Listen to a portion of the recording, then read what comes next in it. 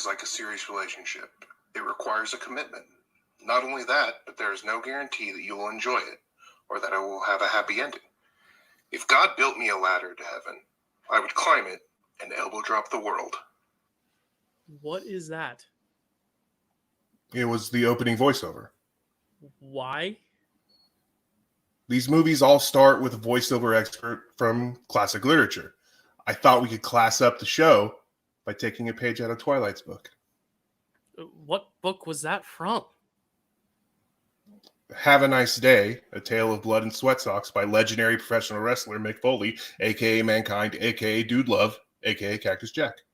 Did I hear the name Dude Love?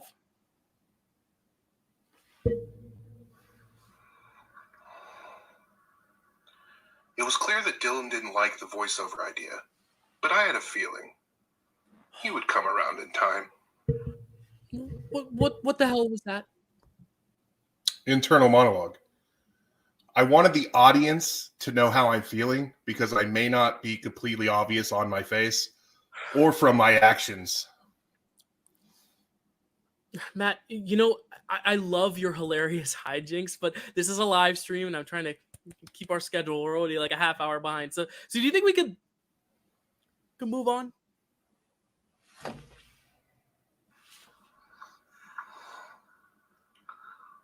Framewreck. What a story, Mark.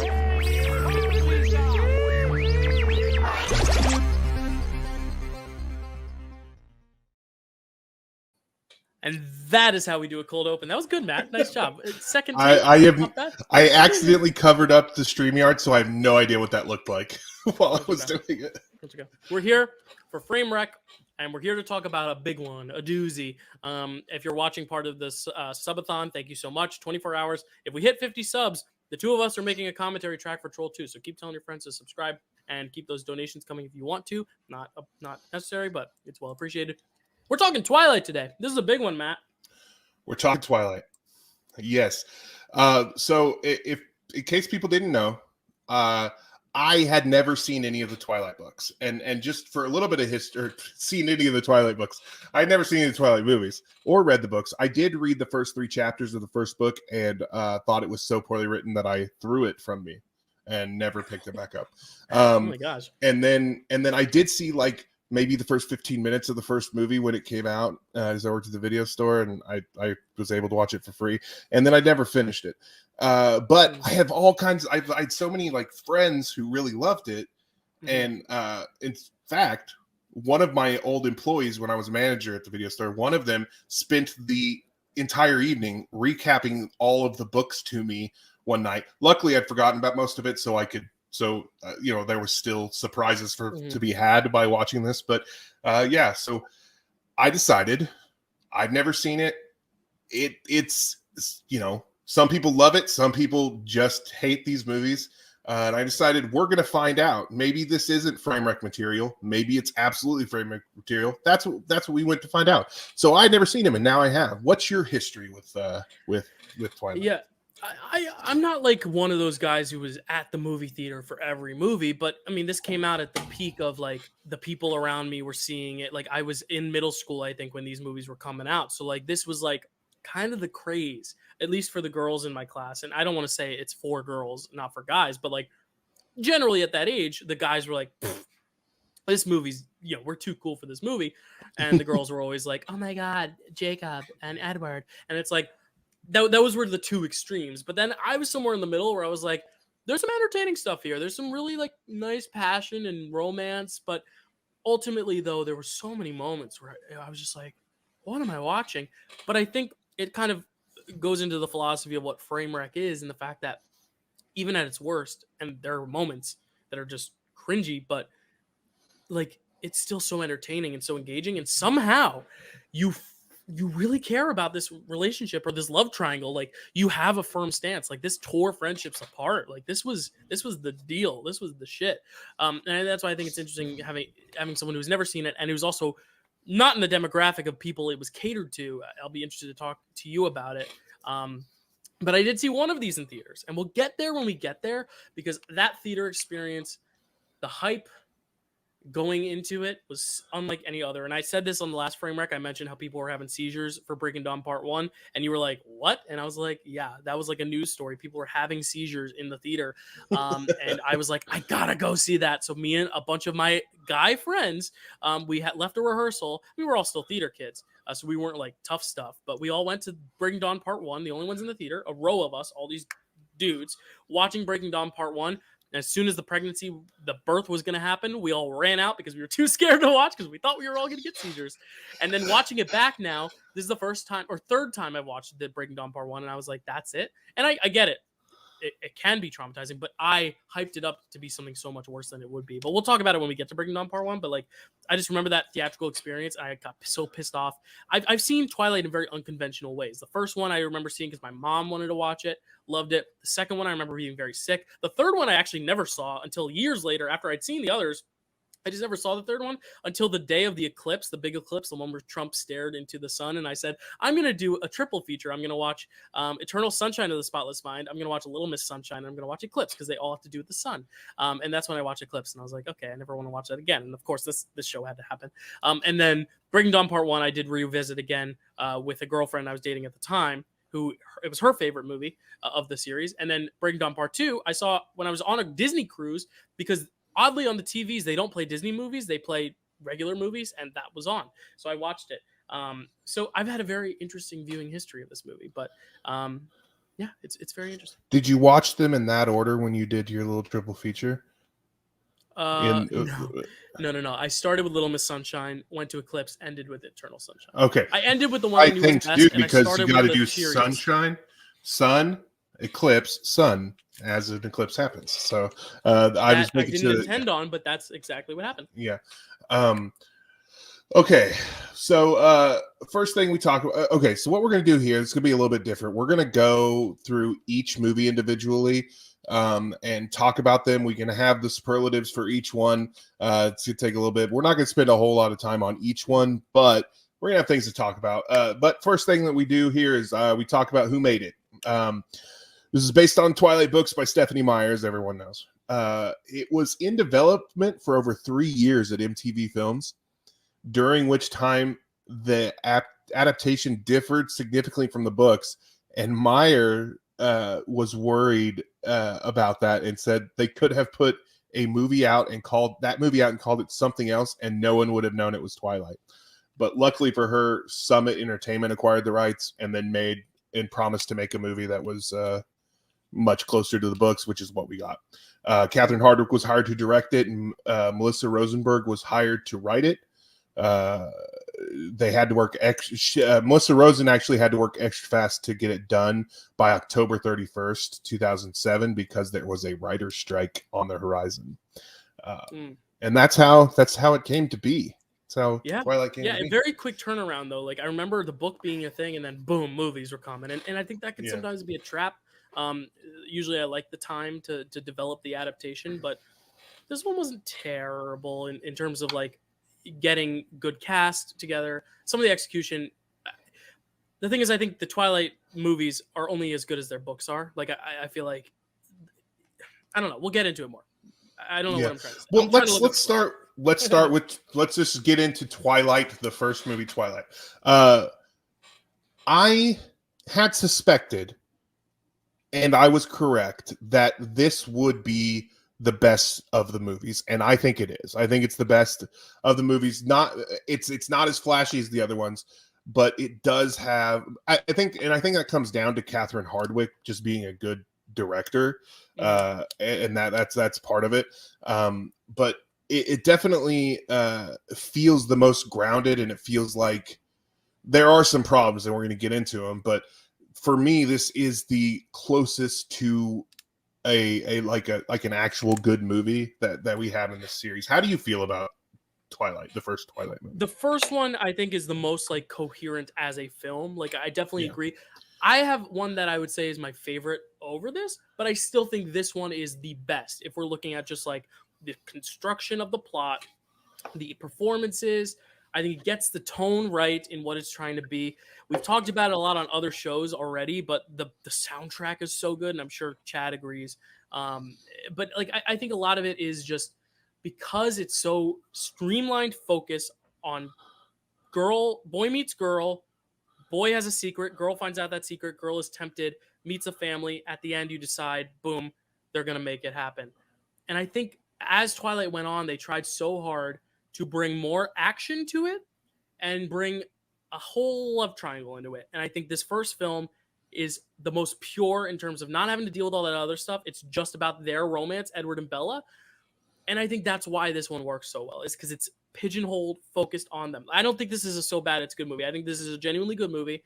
It's got issues in terms of like it is dated in parts, like it feels very mid 2000s at times, but like I think overall it's very successful in how it conveys what it's trying to, and that is the main purpose, and that is the romance. I do really like the romance here, and I think the character Bella, they really give her a nice arc in this film alone. Yeah, I think I agree. I think this is the most complete movie. I think it's it is, I would say, probably, if I'm rating it, it is definitely a good movie, not as so bad it's good movie. So it can go up on the wall with Nightmare on Elm Street 2 as, hey, this is not a bad movie. This is actually a good movie. So I'll cede to that. That is, this one actually is I think it is a good movie. There are some issues, and I do think we should talk about them. Sure. I would first like to discuss that I believe that the reason Rami Malek never blinks in anything is because Kristen Stewart stole them all when she made this movie. She blinks, and I wrote that joke before I knew Rami Malek was in this series. No, that is funny too. So many actors, while we're on that, so many actors just popping up that you're like, wait, oh, Rami Malek, Lee Pace, like these people that like I think are now more well known, but back then we're just like, oh, we need this bit part actor. Dakota Fanning making a comeback here. I watched her growing up, so it's interesting to see. Jamie Campbell Bower, also another one, like these weird people that just pop up out of nowhere, and you're like, oh, I know that person from this thing, like. And it's interesting that the 3 stars at the time that they were banking the series on were the ones who weren't like names, and now are also names. Like Kristen Stewart has a Best Actress nomination. Robert Pattinson is the Batman. Taylor Lautner married a girl named Taylor, so he's married to Taylor Lautner. That is how their paths went. If you can tell, that 2 of them were much more successful than the other, but that's okay. One was always Shark. And there's a reason, and we'll get into that. So, and I promise for I know Chad and Kelsey have thoughts. We'll get to that when we talk about New Moon, I think, right? Because that's kind of where we can have that discussion. Yeah. Cool. I want to. Here's the thing with Kristen Stewart in this movie. I think she's a great actress. I thought I had seen her in a few things before this, and I thought she was actually good. So when everybody was like, she's such an awful actress, and there was all these memes about it, I was like, I don't really get it. And then I saw this movie. And I'm like, I get it a little bit. Like, this movie is good, and she is good in other installments in this series. I think this is her worst performance in the series, in this movie. In fact, she's my worst actor for this movie. Wow. And not because I think she's bad, because I think she's bad at acting. I think just in this movie, there's just a lot of face acting, a lot of blinking, and and you've also got to think it's a lot of the direction too. And I'm not saying the director is bad. I think she's actually very good, Catherine Hardwicke. I think a lot of the stylistic things are very interesting, but I do also think I agree. Like, I just don't know if she's the right fit for this part. But I think she shows glimpses later on that are nice. I always feel like she doesn't want to be there, and I feel bad because like I feel like Bella, while she's a little bit more introverted, should still feel like she's excited by this romance. And I think that's the one thing I lack in a lot of these movies. I feel like she's almost distressed for a lot of it, and that I think that's all direction. I don't think that's her, but it's like I almost kind of want her to like have a few more moments where like I can just see her enjoying life, because I always feel bad for her. I'm like, oh man, she's going through shit, I almost want to hug her, I agree. I feel like maybe she either wasn't the right fit for this role, or she wasn't into this role in this first one, and that's kind of where this performance comes from. I think the role shaped to fit her in the rest of them. Yes, I think they figured which out the is kind tone of of how the character later on. Yeah, and I definitely think they shaped it so that the tone of the character really fit her. But it just there's a lot of what she does in here that just doesn't work for me, and it's interesting because I feel like pretty much everyone else in this movie is doing the movie they're in, and she's not really understanding the movie. That's another thing too, because a lot of the performances we've seen are in these smaller indies. She's amazing in because it's so internalized. But I feel like this movie needed to be a little bit more, like Kelsey has said in the chat, camp, and you kind of can't take it seriously. And I think the hard thing is that she is taking it seriously, and other people aren't. They know what type of movie they're in. I mean, I'm not. My best performance is totally unrelated to this, but one of my favorite performances in this is Anna Kendrick's, because like I feel like she has that energy that matches like this kind of trashy teen romance movie. Like I feel like she really kind of understands that. She's kind of a little larger than life. And even Robert, who is a little bit quieter, yes, but Edward, he's got this swagger about him that makes it feel like he understands the movie he's in as well. And I love Kristen in the movies too, Chad. Like I do think she gets better, like I said, as I agree. as she goes along. And I just think this first one, I think they're still trying to figure out what tone they want to set for Bella. And Kelsey makes a good point too. It's like camp versus indie, tries to be both. There are great moments of both, but I agree. It's like the blend is what they kind of need to figure out. And they pick a camp by film 5 for sure. Oh yeah. When we talk about how good she is in this, I think she is good, and I think she fits the role from this movie on, or from after this movie. I just think in this movie it just doesn't work. That's why she gets worst actor here. In the future, I'm a little spoiler alert. In one of these movies, she does get best actor from me, or actor who elevates material. Yeah, anyone who's watching this for the first time, we do give superlatives where we give our best actor, worst actor, and a few other superlatives. So that's what we're referring to. Just tuning in. When we talk about Anna Kendrick, her and I don't remember the character's name or the actor's name. The guy, the Michael Welch, the one who takes her to see Punch Throat or whatever. Yeah, Punch Throat or Pinch Face, Face Punch, Face Punch. There, Punch Throat. What am I saying? Yes, that guy. The unrequited love character who, thankfully, by the end, and I don't know if this is just because they phased it out for the movies or if in the books they also phased it out. I mean, he was an annoying character. I didn't love him, but him and Andrew Kendrick knew the movie. Like, they knew the movie best, I feel like. They understood what was happening. Robert Pattinson understood that he just needed to brood at camera, and that was fine. And that's what he did, and that was great.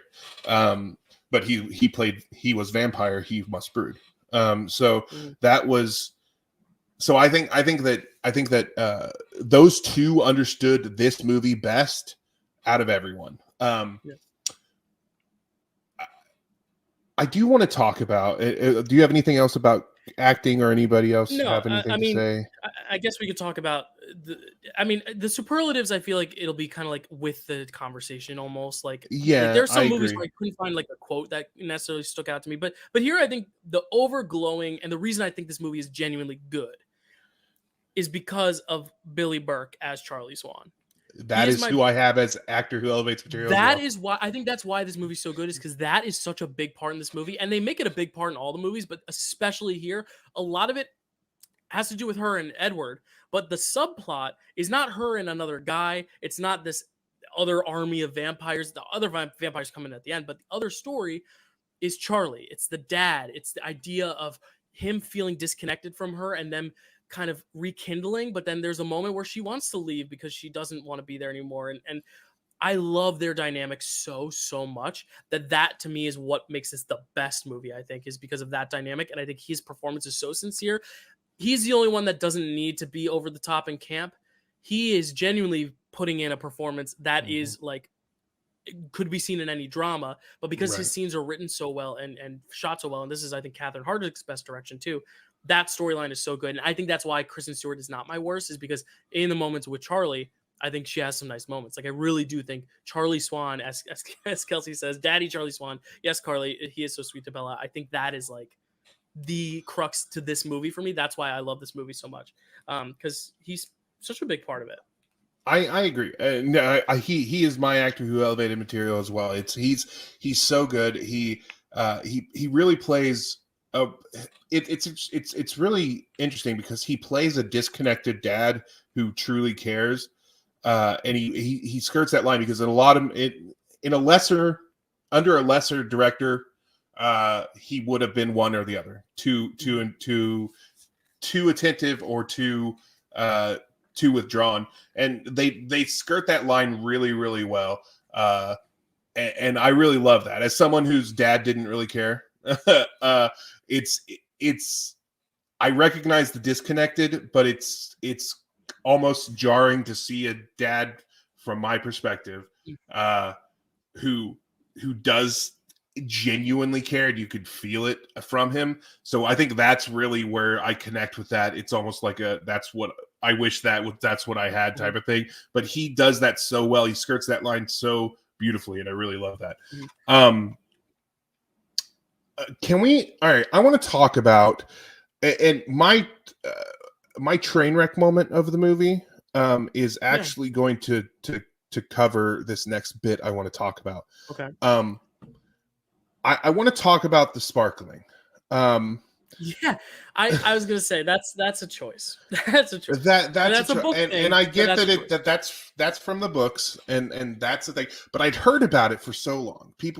I'd heard, oh, these vampires sparkle, but I'd never seen it with my own eyes. I'd heard about it. I'm like, okay, so it's kind of weird, but that's a way you get around.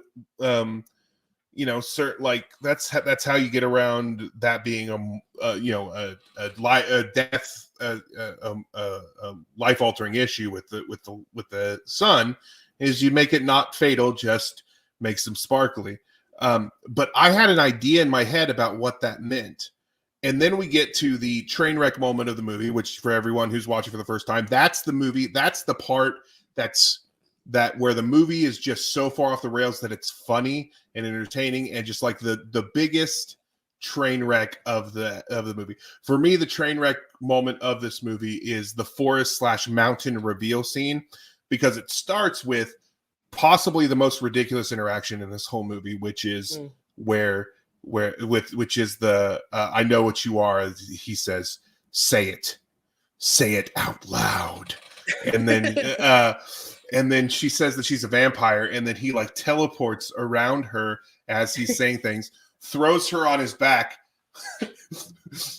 Sonic the Hedgehog runs up the mountain, and then stands in the sun. And at this point, you're like, finally, we get this reveal.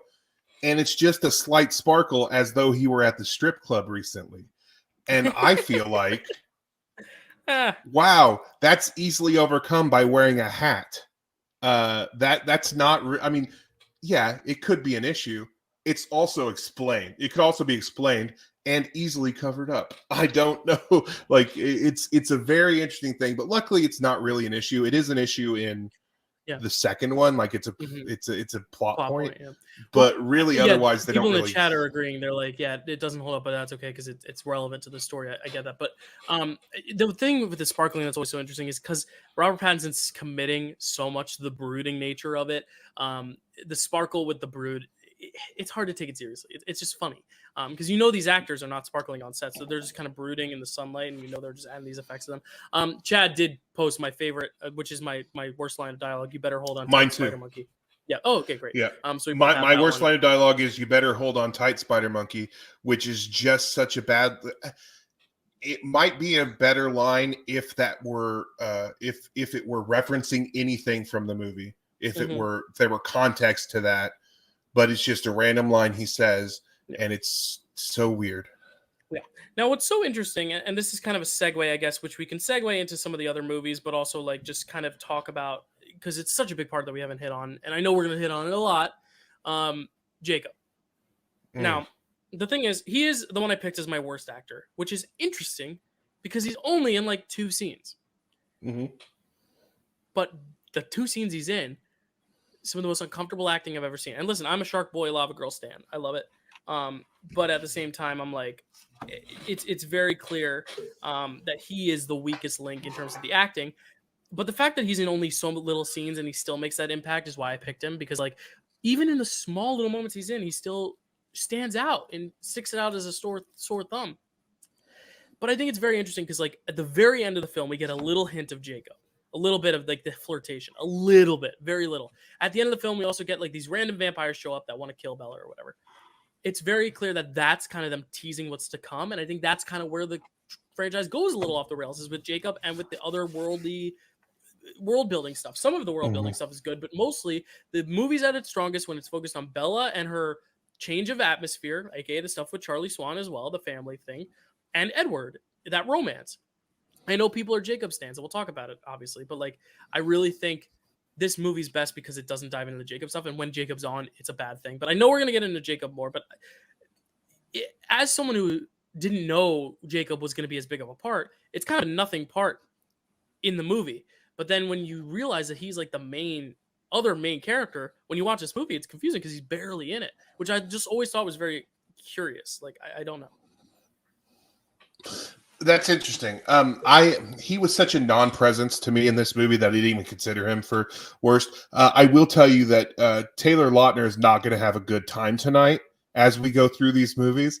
But in the first one, I found him rather inoffensive just because he was barely anything to me in this movie. But yeah, I could see that if he made that impact with that little amount of time, I can definitely see him being the. That's just kind of a taste for later. I know we're going to get into Jacob.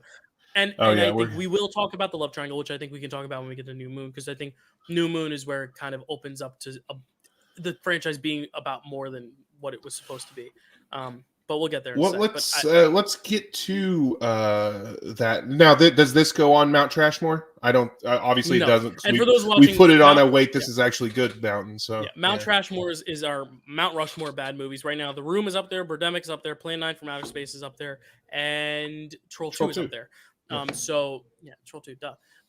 So we're gonna determine if any of these movies make it. Twilight does not. It's a genuinely good movie. Genuinely good movie. Okay, so in that case, let's just segue right into the love triangle. Can I give it a rating though? Can I give it a rating? Oh yeah, we give it. We do give. No, it's okay. I didn't give individual ratings. I should have probably. Oh no, that's fine. No, I just wanted an excuse to bring up the ketchup. Okay. I was gonna say I gave it 3 ketchup shakes out of 5 in terms of. Okay. Like, I think it's a 3-star movie. I think it's good. Carly, I promised her we'd bring them up. Yeah, the ketchup. Yeah. And then we'll ketchup bottle. That's right. The ketchup bottle. If anyone doesn't know what that is, go back and watch the. Oh boy. Okay, our first taste of it. The Taylor Lautner slander. I'm not having it. Kelsey, please tell us why. Oh no. I'm so sorry, Carly, Kelsey. The ketchup. She's putting ketchup on her. What is it? Burger. I don't. Who knows? Maybe the burger. Nothing. I mean. Well, yeah, it's nothing really because obviously it's prop ketchup because there's nothing in the bottle. But instead of realistically trying, you know what? You're convincing me more and more that Kristen Stewart should be. I think I'm such a fan of Kristen Stewart that I can't accept it. But there's some moments in this movie where she's just like, I don't understand. This moment where she's putting the ketchup on her food, she's like shaking the bottle and nothing's coming out, but I'm gonna grab something so it doesn't look like I'm jerking off the air. So she like takes. Oh, this is a bad thing to pull. I've got some sriracha right here. I'll show. No, I got a shoe. It's just like this is how she's putting her ketchup on her burger. She's just like, it's so weird. I'm like, her garden burger. Thank you, Kelsey. But yeah, like I don't think she takes the bun off the burger. Yeah, that's right. This is my Framewreck moment. The bun, the burger, the ketchup, it's such a little detail, but when you watch it over and over, it's one of those things you can't not fixate on. I'm like, why not just cut the frame a little bit? Like, it's just so distracting when you know to look for it. It's not one of those things that draws your attention, but when you know to look for it, it's just crazy. So we don't have to give. Carly wanted us to talk about something else. Funny things. An apple. Oh, an apple scene. Okay. Yes, the apple thing. I'm gonna mute myself while I chew this. Let me tell you, Chad. You can put ketchup on top of a bun, but you know, not like she was doing it. You can't put it on anything like that. I was gonna say if you just move the bottle like I don't know. It was. Somebody send Chad the GIF. Anyway, okay. So one thing you should know about me, and this is why I probably like some movies better than some other people do. I am always a fan of fan service. I don't care what it is. I love fan service. You play an album. If they say the name of the album in a song, instantly I love it. If they say the name of the episode in a show, I love it instantly. If they reference something, there you go. I'm just gonna keep it up for a few seconds. If you reference something that fans will understand or that is recognizable to someone who understands the reference, it's instantly going to be a hit with me. So there's a moment, and this is not, I'm not even a fan of this, but it does hit me with the fan service a little bit because I recognize that fan service is happening. But there's a moment when the apple falls off of her tray and Edward comes up and grabs it, and it's the cover of the book. When it falls in his hands, because he's holding like this. Mm-hmm. And it's the cover of the book. And I when I see something like that, I'm like, that's awesome. Because again, I am a sucker for fan service. I just love it. I know a lot of people complain about it. Oh, it's all fan service. I don't care. I'm a fan. Please service me. That's I say a highlight for sure. Just seeing that scene, but also the baseball scene. We haven't hit it, but I think we should because that's an awesome scene. I legitimately love the idea of these vampires hitting the ball so far and running so fast to get the ball. It's so cool. Paired with the music stylings, which I'm sure Chad could tell us exactly what song it was. But yeah, it was just so awesome. But then it doesn't go on too long because then it's immediately undercut by the other vampires showing up. And it's like, right. I get they have to introduce a threat for a bigger franchise and they make more sense in the book, but it's also like, I want to see them play baseball for at least 5 more minutes, you know? But that's me as a baseball boy. I was led to believe by multiple sources that this was the bad scene. Like the bad scene? Who yes, told you that? I was led to believe. I don't remember who all, but it just felt like, and maybe they weren't. They were all. Maybe they were complimenting it, and I took it as them being facetious about it or something. I don't know. I can't know for sure. What I do know is that I was under the impression this was a bad scene, and so I was fully prepared to mark that down as my train wreck moment of the movie. And I found it delightful. I found that scene completely delightful. They were having a good time.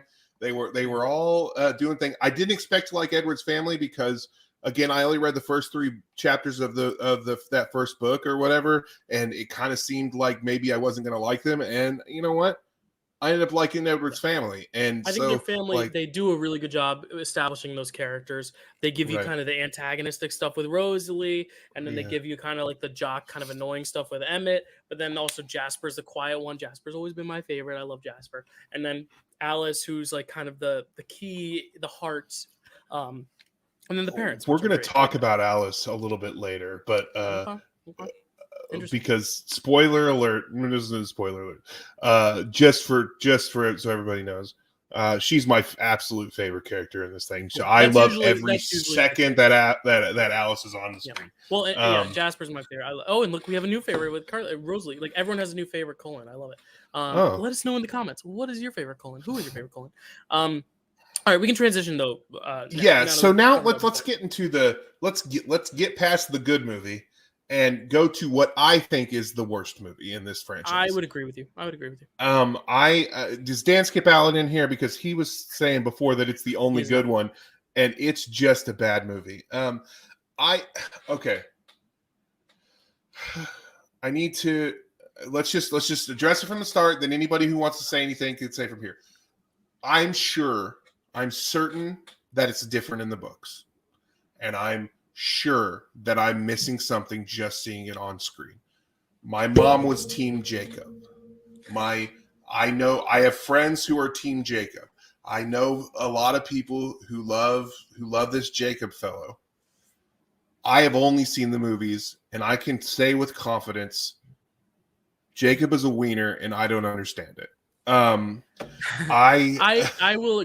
Okay, we're gonna get into it because we have to settle the debate, and we have 2 people who have very strong thoughts in the chat. We'll bring them on soon to max 5 minutes. We don't want to make this a whole takeover. Like this is our show, but I agree. And I think the problem with this movie, more so than any other movie, the next movie, which we'll talk about, is only really the love triangle. That's really the only plot.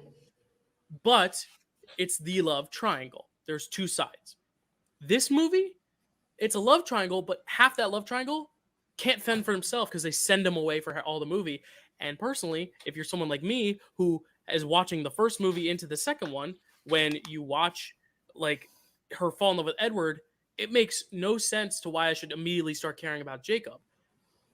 And I think the reason they needed to send Edward away was to give us more time with Jacob. But by then, I still love Edward. So when he's gone, I'm just waiting for Edward to come back. I don't feel like I'm like, oh, good, Jacob's there for her now. And I get that's the whole point is like he's there for her. But is he? And I think that's the question is, is he really there for her, or is he just there? Period. And he's there. She latched on to that. I don't know, but I think it goes into the word. Sorry, I'll let you talk in a sec. But the sequelitis, I hate the most, and they do this in Jurassic World: Fallen Kingdom. They do this with so many other films where immediately after the characters finally get together, the very next movie they split them apart. And I get it. Like my Framewreck moment in this movie is, and I'll just say it right now because it's a talking point that I'm talking about right now, is when she does get attacked by, I think it's Jasper or something. It's a Jasper because it comes out of nowhere, and then immediately Edward's like, no, and like throws Bella, and Bella goes flying into the wall. It's just so crazy and outlandish. It doesn't fit the tone of the scene that's going on. And I get like there's that threat, but it's like we just established how great Edward and Bella are, and then immediately in the next movie they're beautiful, they're kissing, and then the next scene it's like boom, boom, boom, boom, and everything blows up, and it's just like sequelitis. We're gonna separate the main characters and then give this new love interest. And I get it, Kels. They never gave him a fighting chance, but that's because they didn't make him a part of the first movie. If they had made him a part of the first movie, and if maybe he had a good performer to really deliver that material well and not be a little whiny bitch, maybe I would have felt more for him. Sorry, using language. It's been 14 hours. But I just think that if you're going to introduce this character all of a sudden, it needs to be an actor who we are immediately like so swept up by that we're like, oh shit, like I really do, think this is a posable threat. He wasn't giving a fighting chance because the casting department totally tanked that casting, and the actual structure of how the stories are don't develop Jacob as a character at all in the first movie to where you can't possibly care about him in the second one because you've done so much work with Edward.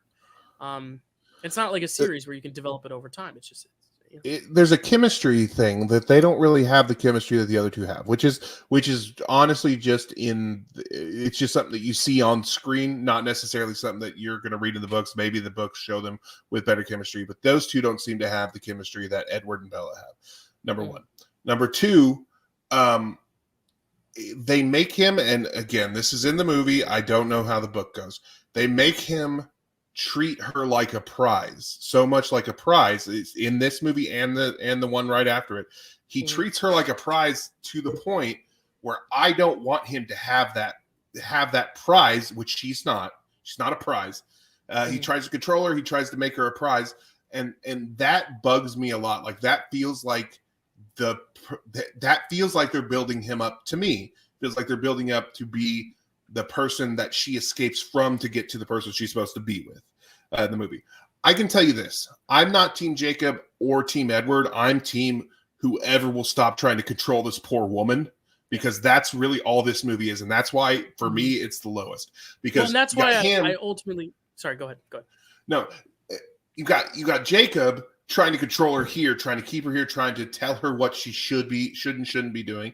You've got Ghost Jacob, or Ghost Edward, who's not really there, who I don't know if it was not clear to me whether that was Jacob astral or Edward astral projecting or just her imagination. Maybe it's clear in the books. Yeah. But you've got him sitting there going, you better not, you don't do that. So you've got two people here trying to control him. Plus you've got her very well-meaning father, who's a very concerned, well-meaning father who's trying to control her.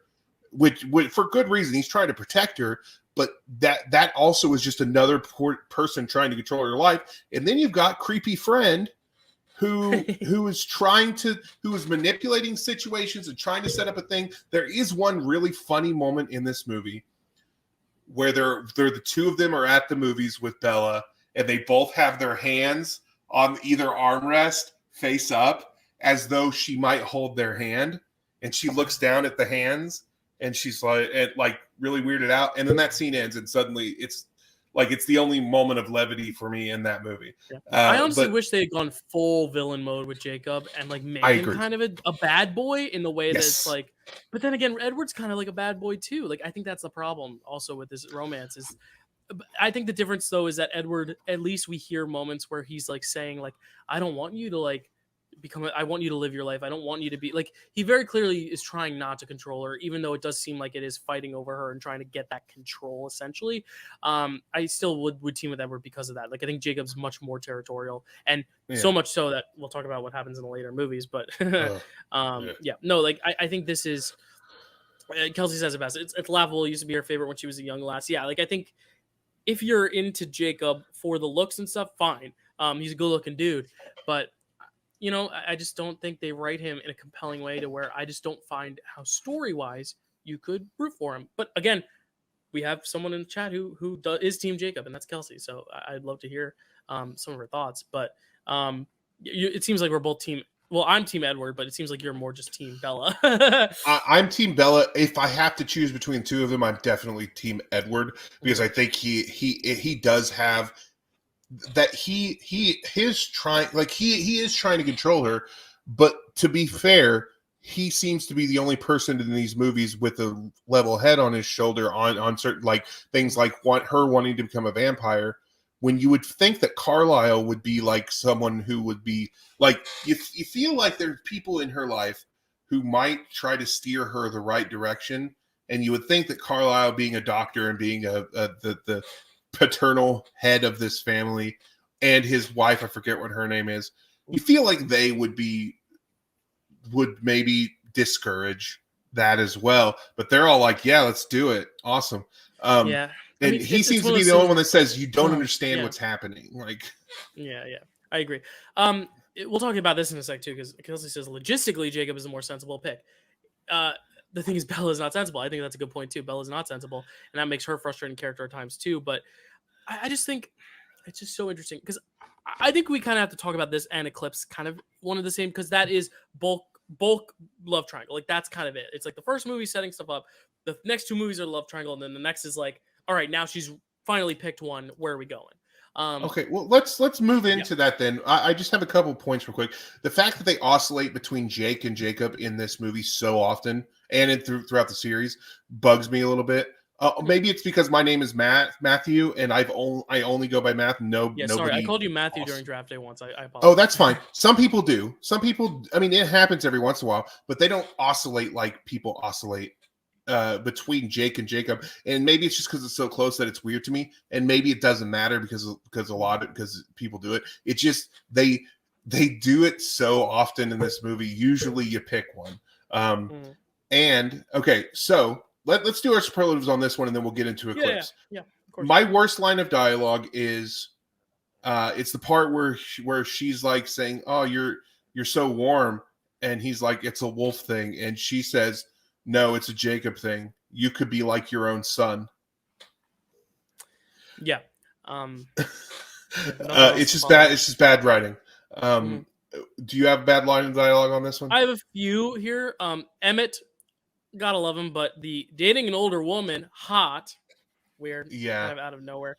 The other one I had was, again, they're trying so hard to push to the audience that the reason we should root for Jacob is because of his looks, and it's hello biceps. You know, anabolic steroids are really bad for you. Again, they're trying so hard to show that he's bulky and he's hot, and it's like there's got to be more than that. You know what I mean? Especially when this whole cast is pretty attractive. Like that can't be all it is, but it's just kind of like it just seemed unnatural coming from Bella, that line. But yeah, I think we've made it clear who the worst actor in this is, unless yours is different. No. But for me, it's 100% Taylor Lautner. And I think you've kind of picked up my drift is that I have the same one for all 5 movies. It's Taylor Lautner for mine as well. I know it's against the spirit of the show to pick the same person for all 5, but genuinely, every time I watch a movie, I said, if that was different, I would have liked this a lot more. And that's another case here. The best is different for every movie. I think the best changes. But yeah. Actor who elevated material. I have Michael Sheen because he seems to be the person who understands the movie he's in the most out of everybody in these movies. Yeah, I have him later. I do. For this one, I think because just the movie for me is just such a. This is where I gave Ashley Greene the prize, just because I think this is where we get a lot more of Alice, and I think she stands out here. That's my worst line. Yeah. Yeah. I don't know. I don't know. Train wreck moment in this is not actually. You already gave yours, right? On the train wreck moment for me on this is not actually a moment. It's that stupid wig that Taylor Lautner wears for the first act of this movie before he cuts his hair. It's I don't know such what bad wig work. The obsession with movies in like, let's have them cut their hair and get rid of their glasses and they'll automatically look better. I know this isn't glasses, but it's like the trope you see with other movies. It's like, why does someone with long hair cutting it short? Why does that make someone more or less attractive? I don't know. All right. Carly and Kelsey, if you guys could correct me if I'm wrong here, but I believe somebody told me, and I may be just making this up because my wife didn't remember it, but it's been so long since you've read the books. Somebody told me, I believe, that the way Bella can tell that Jacob is a wolf is because his wolf has long hair, which is kind of dumb, but also I feel like that was a plot point. And in this, they made him, he cut his hair like immediately to be sexier, I assume, which as a person with long hair, fuck off, you know? Yeah. I just want to pull up one thing. I don't know which movie this is for. This might be for a future one, but I need to pull up this image. And this is what it looks like. And I'm just going to share screen Google, but this is something that I've always gotten a kick out of. Wait till you see this, buddy. That is what it looks like filming the wolf scenes with Taylor Lautner on set. Taylor Lautner would wear this gray suit and literally have Kristen Stewart pet him. This is how it looked in the movie versus how it looked. If I was Kristen Stewart, I would give her an Oscar for this because of that is crazy. But again, I appreciate that they're trying to give her something to act with, but why they couldn't like have a dog or like something else stand in or a puppet, why it had to be Taylor in a gray suit. Because I didn't realize the expressions of the actors were in the expressions of the wolves. I think the wolves are overall like a very big like frame wreck moment for the series, and we'll get more into my frame wreck moment for another film. The wolves are cringy. The thing is, like, I agree with you on that they should have maybe had a puppet or had like a tennis ball on a pole or whatever. Mm-hmm. And I think the reason here's the problem. The reason they put him in there is so that she could act against him and they could show and that chemistry would come through. The problem is those two have no chemistry. So that was useless. But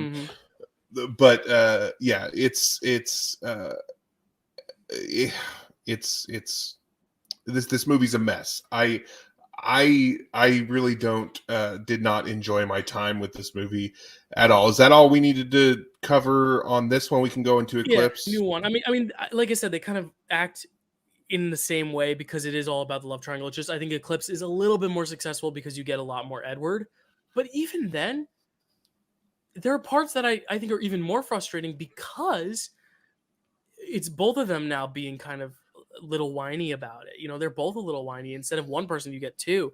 But still, I think having that other side to root for already makes it a little bit better than New Moon, but I don't think by much. Like, I really think these two movies, for me, are like bottom of the totem pole because it's diving into the stuff that I find least appealing. I think if you would skip from Twilight to Breaking Dawn Part 1 and just skip to them getting... I mean, maybe you have one movie to cover the love triangle and then the decision to finally become, like, I'm going to finally become one of you. Because that's ultimately where this film has to get to. I think you can do it in one movie or less. Like, I really don't think you needed two whole movies to explore this love triangle when I think it was always kind of obvious it would be Edward. I don't ever get the feeling that they're ever going in the realm of Jacob. Okay, so apparently I may have just made up the long hair thing. Or someone lied to me. I don't know. Anyway, so that doesn't really matter. But okay, this movie, and let me tell you, this movie is, I think if I'm ranking them, this movie is third. It's like right in the middle for me.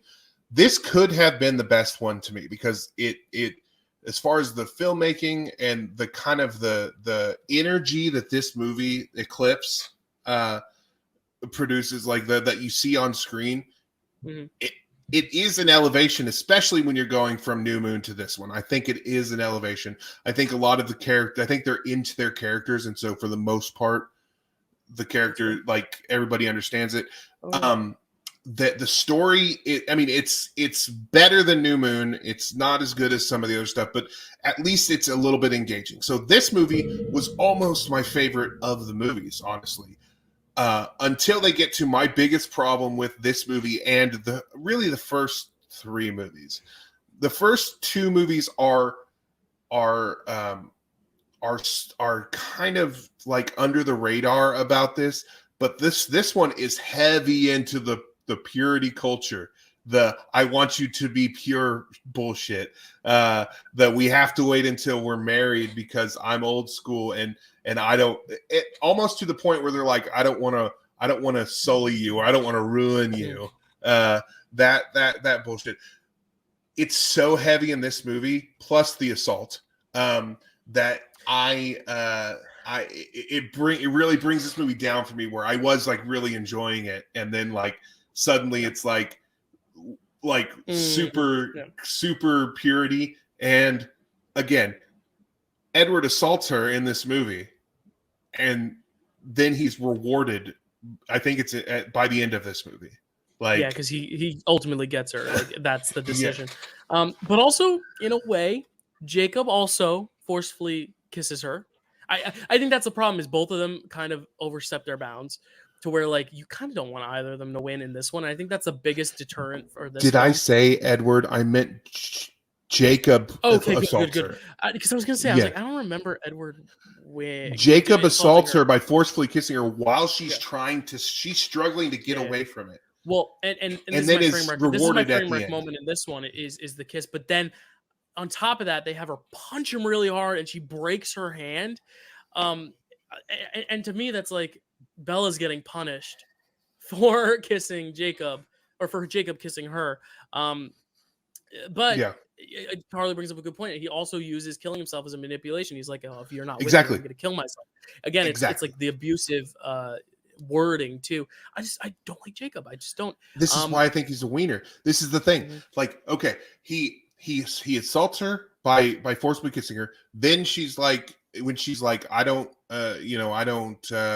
I guess I'm just gonna go kill myself. And then he does that in order to get her to kiss him. Like, it's so manipulative. It's so abusive. This is why this is one of the main things. I mean, I didn't like him in the last one. By now I'm like, you're really a wiener at this point. And I want to shed some good stuff, because I promise the next two movies I'm positive on. So I will not. For those who are fans of this movies, I'm not trying to dwell on the bad, but these two films I think are just not great for me. But I do think Eclipse, the reason why it works sometimes, and this is a positive I have for it, is because I think Edward has those moments where when he's fighting for her, it can get annoying sometimes, but he ultimately does care about her. And you see that, especially in the scene where she finally gets to spend the night at his house. I really like the conversations they're having there, because like she's ready to go all the way. And I like how he's kind of like, no, like, I want you to be you. Like, I want you to just like have some experiences. I want you to graduate. Like, we don't have to rush. Like, I do still want to get married, because I don't want to change your life until you're fully committed. Like, I don't want that for you. And I think that's a good thing. Like, I don't agree with the whole, like, we have to rush to get married so this can happen. But also, like, I like how he explains that to her, and he's communicative about it. Like, I don't want to rush into things. I want you to have the experiences you deserve before we have to go to this next step. I really like the communication there. And I think that's why, I like it night and day to Jacob's romance. And the thing that you guys brought up in the chat earlier, yes, Jasper's backstory with the Confederate soldier stuff, that's a problem. But Southernly Southern. I feel like he wasn't Southern. And he immediately gets a Southern accent as well. But I still really, I like the mysteriousness of Jasper. I like how he's kind of quiet and just kind of reacts to things. Like, I like Jasper a lot, except for the backstory. I don't love why they would choose that. But I don't know. The actor who elevates the material for me, I think, is Kristen Stewart, because I think a lot of it is on her shoulders. I this think is what I have written. Yep. Go ahead. Sorry. No. This is what I have written under actor who elevates material. Kristen Stewart, you did it. Yeah. I think she's great in this. Yeah. She unlike the first one, which is where she's just not really in the character. The movie is not working for her as that character. This movie works for her as that character. She successfully plays both sides of this love triangle really, really well. She's also like, and part of it is that it's a happier Bella in this one. So like, I feel like her personality comes out a little bit more. She's not having to blink very much. Although this movie is very sunny, like sunnier than any of them. Like it's so bright. And I'm like, why aren't I feel like we're in a place where it shouldn't be so bright all the time. That was the whole point of this, but it's a very bright movie, and that's part of it as well. Plus, like she was doing the Runaways, so her hair was really short, and so she had to wear a wig, and that was pretty good wig work because it looked really good on her. So I think that this movie is actually working for Kristen Stewart, where the first movie was not working for Kristen Stewart at all. Carly really quickly wants us to touch on the Rosalie backstory, literally murdering her ex-fiance in her bloody wedding dress. Again, cool imagery, very interesting imagery. Like, I really like how they dive into the Colin's backstories, even if some of them are a little questionable. Like, I still like how they're trying to give us a full picture of this family, because ultimately, Bella's going to choose this family. We need to care for this family, and I like how they kind of lay all that out. Yeah, and I agree. I think that part is the Cullen backstory and the Cullens, like their whole family dynamic is something I did not think I would enjoy when I started watching this. And by the end, and I'll touch on it by the end, but by this point, at least, I was into this family. I loved Alice again. I really did. I was really starting to understand Jasper as a character and really enjoying him. And yeah, it's this movie could have been the best movie, but there were just so many little things that that bring it down. It's unfortunate. Can I go through this one? I had a laundry list of worst lines of dialogue because they're all Jacob complaints. So I figured I'd list off some of them. She has a right to know. She is the one the redhead wants. She's not sure what she wants. Again, talking about Bella, talking on her behalf. Did you lie to get her out of town too? Let's face it, I am hotter than you. He says that to Edward. If you weren't planning on sucking the life out of the girl I love, I might. No, not even then. Again, complaining. For just a second, I thought, but he's got his hooks in you so deep. Bella, they aren't even alive. It makes me sick. You'll warm up soon, faster if you took your clothes off. Survival 101. 101. I'm exactly right for you, Bella. It would be as easy as breathing with me. You wouldn't have to change for me, Bella, or say goodbye to anyone. I can give you more than him. I mean, he probably can't even kiss you without hurting you. Puts hand on Bella's cheek. Feel that? Flesh and blood and warmth. And then at the end, it says to Bella, well, damn, he's better than I thought. It's the full encompassment. Every time he complained, I wrote it down. I'm like, how much is he going to complain about Edward and Bella? Like, he never talks about himself. It's always about her. Like, what would be good for her or him or Edward? I don't know. Kelsey, I like you. I just need you to know. I was gonna say Kelsey and Chad are still here. We're about to get to the end of Eclipse, and I know that's where she makes the final decision. So I want you guys to come on.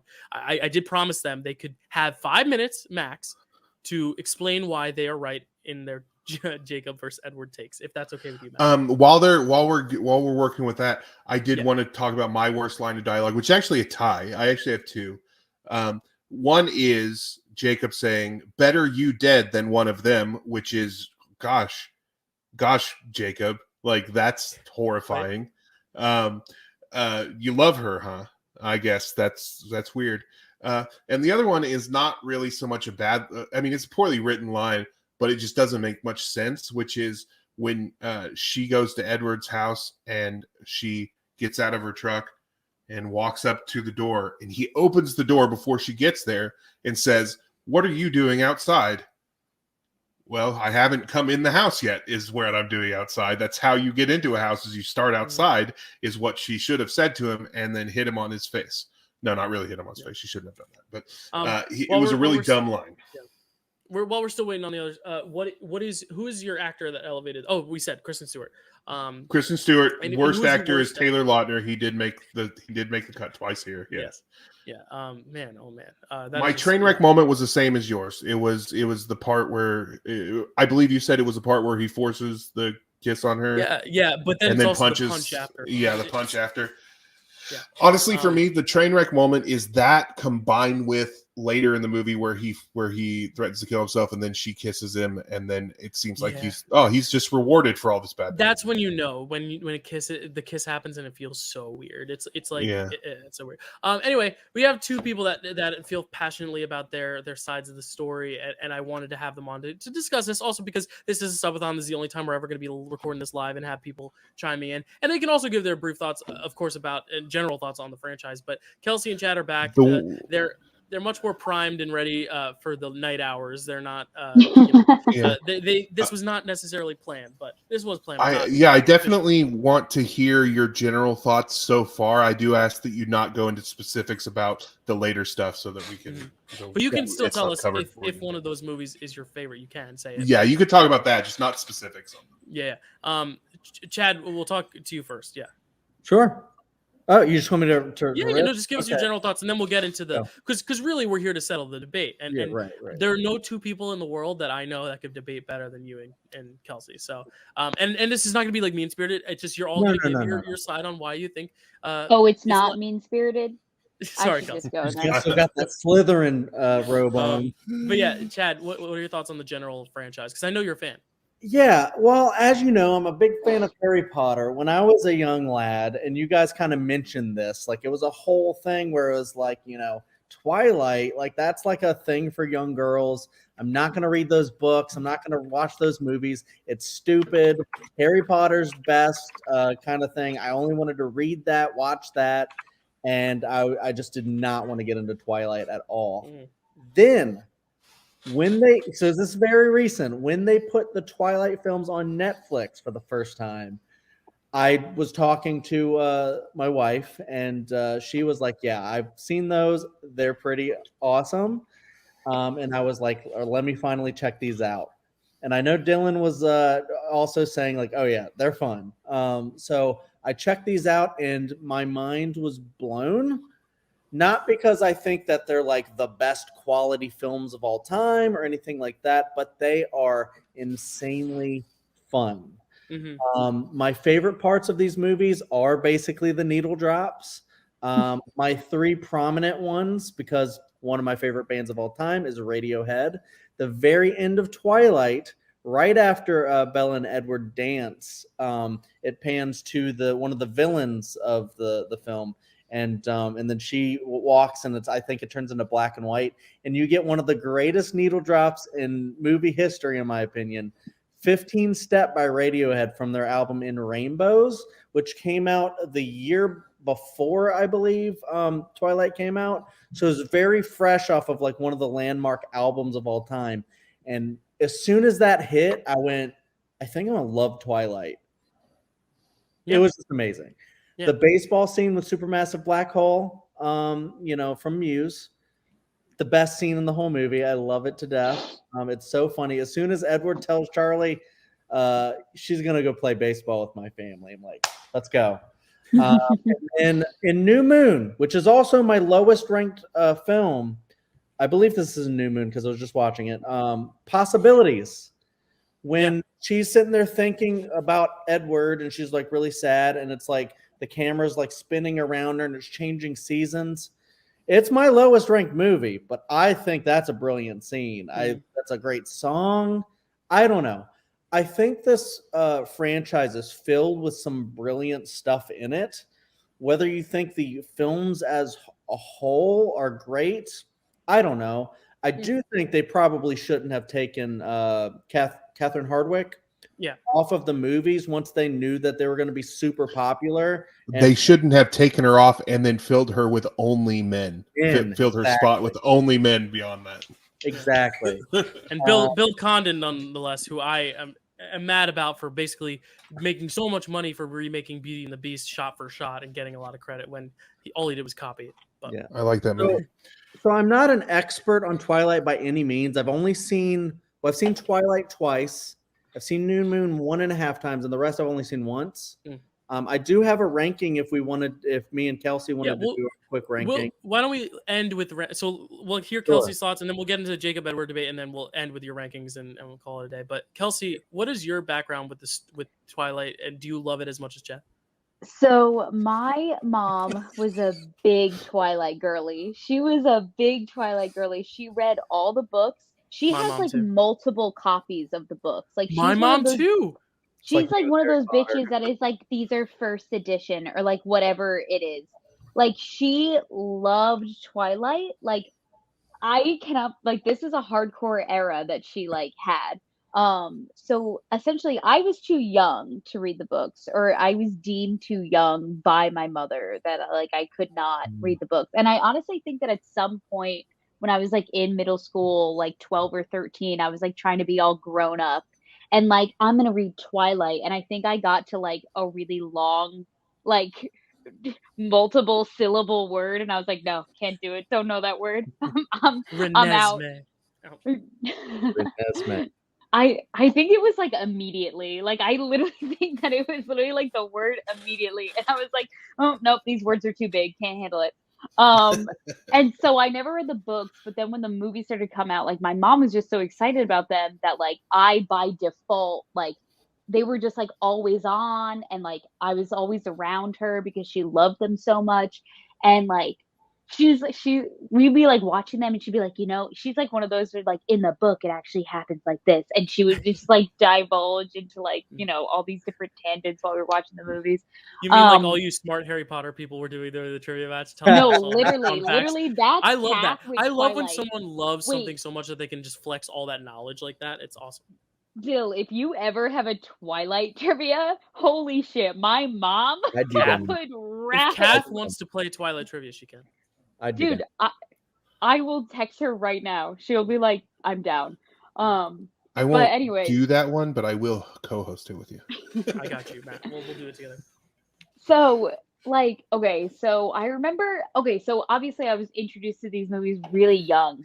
And like, as I'm kind of realizing through this discussion that we're having right now in Framewreck, it's like, I think that my views on who she should choose in the love triangle were very obvious to me in my youth. I was like, why the fuck would you ever date this cold, dead, shiny man? Like he's literally dead.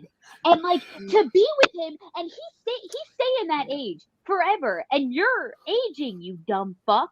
So you're gonna have to age. You're either gonna age your whole relationship and age out of being with him because he is a vampire perpetually at 17, and then you're gonna age out of this relationship, or you have to become a vampire and die and be cold and like pale for the rest of your life too. So Jacob was the obvious choice in my eyes. Okay.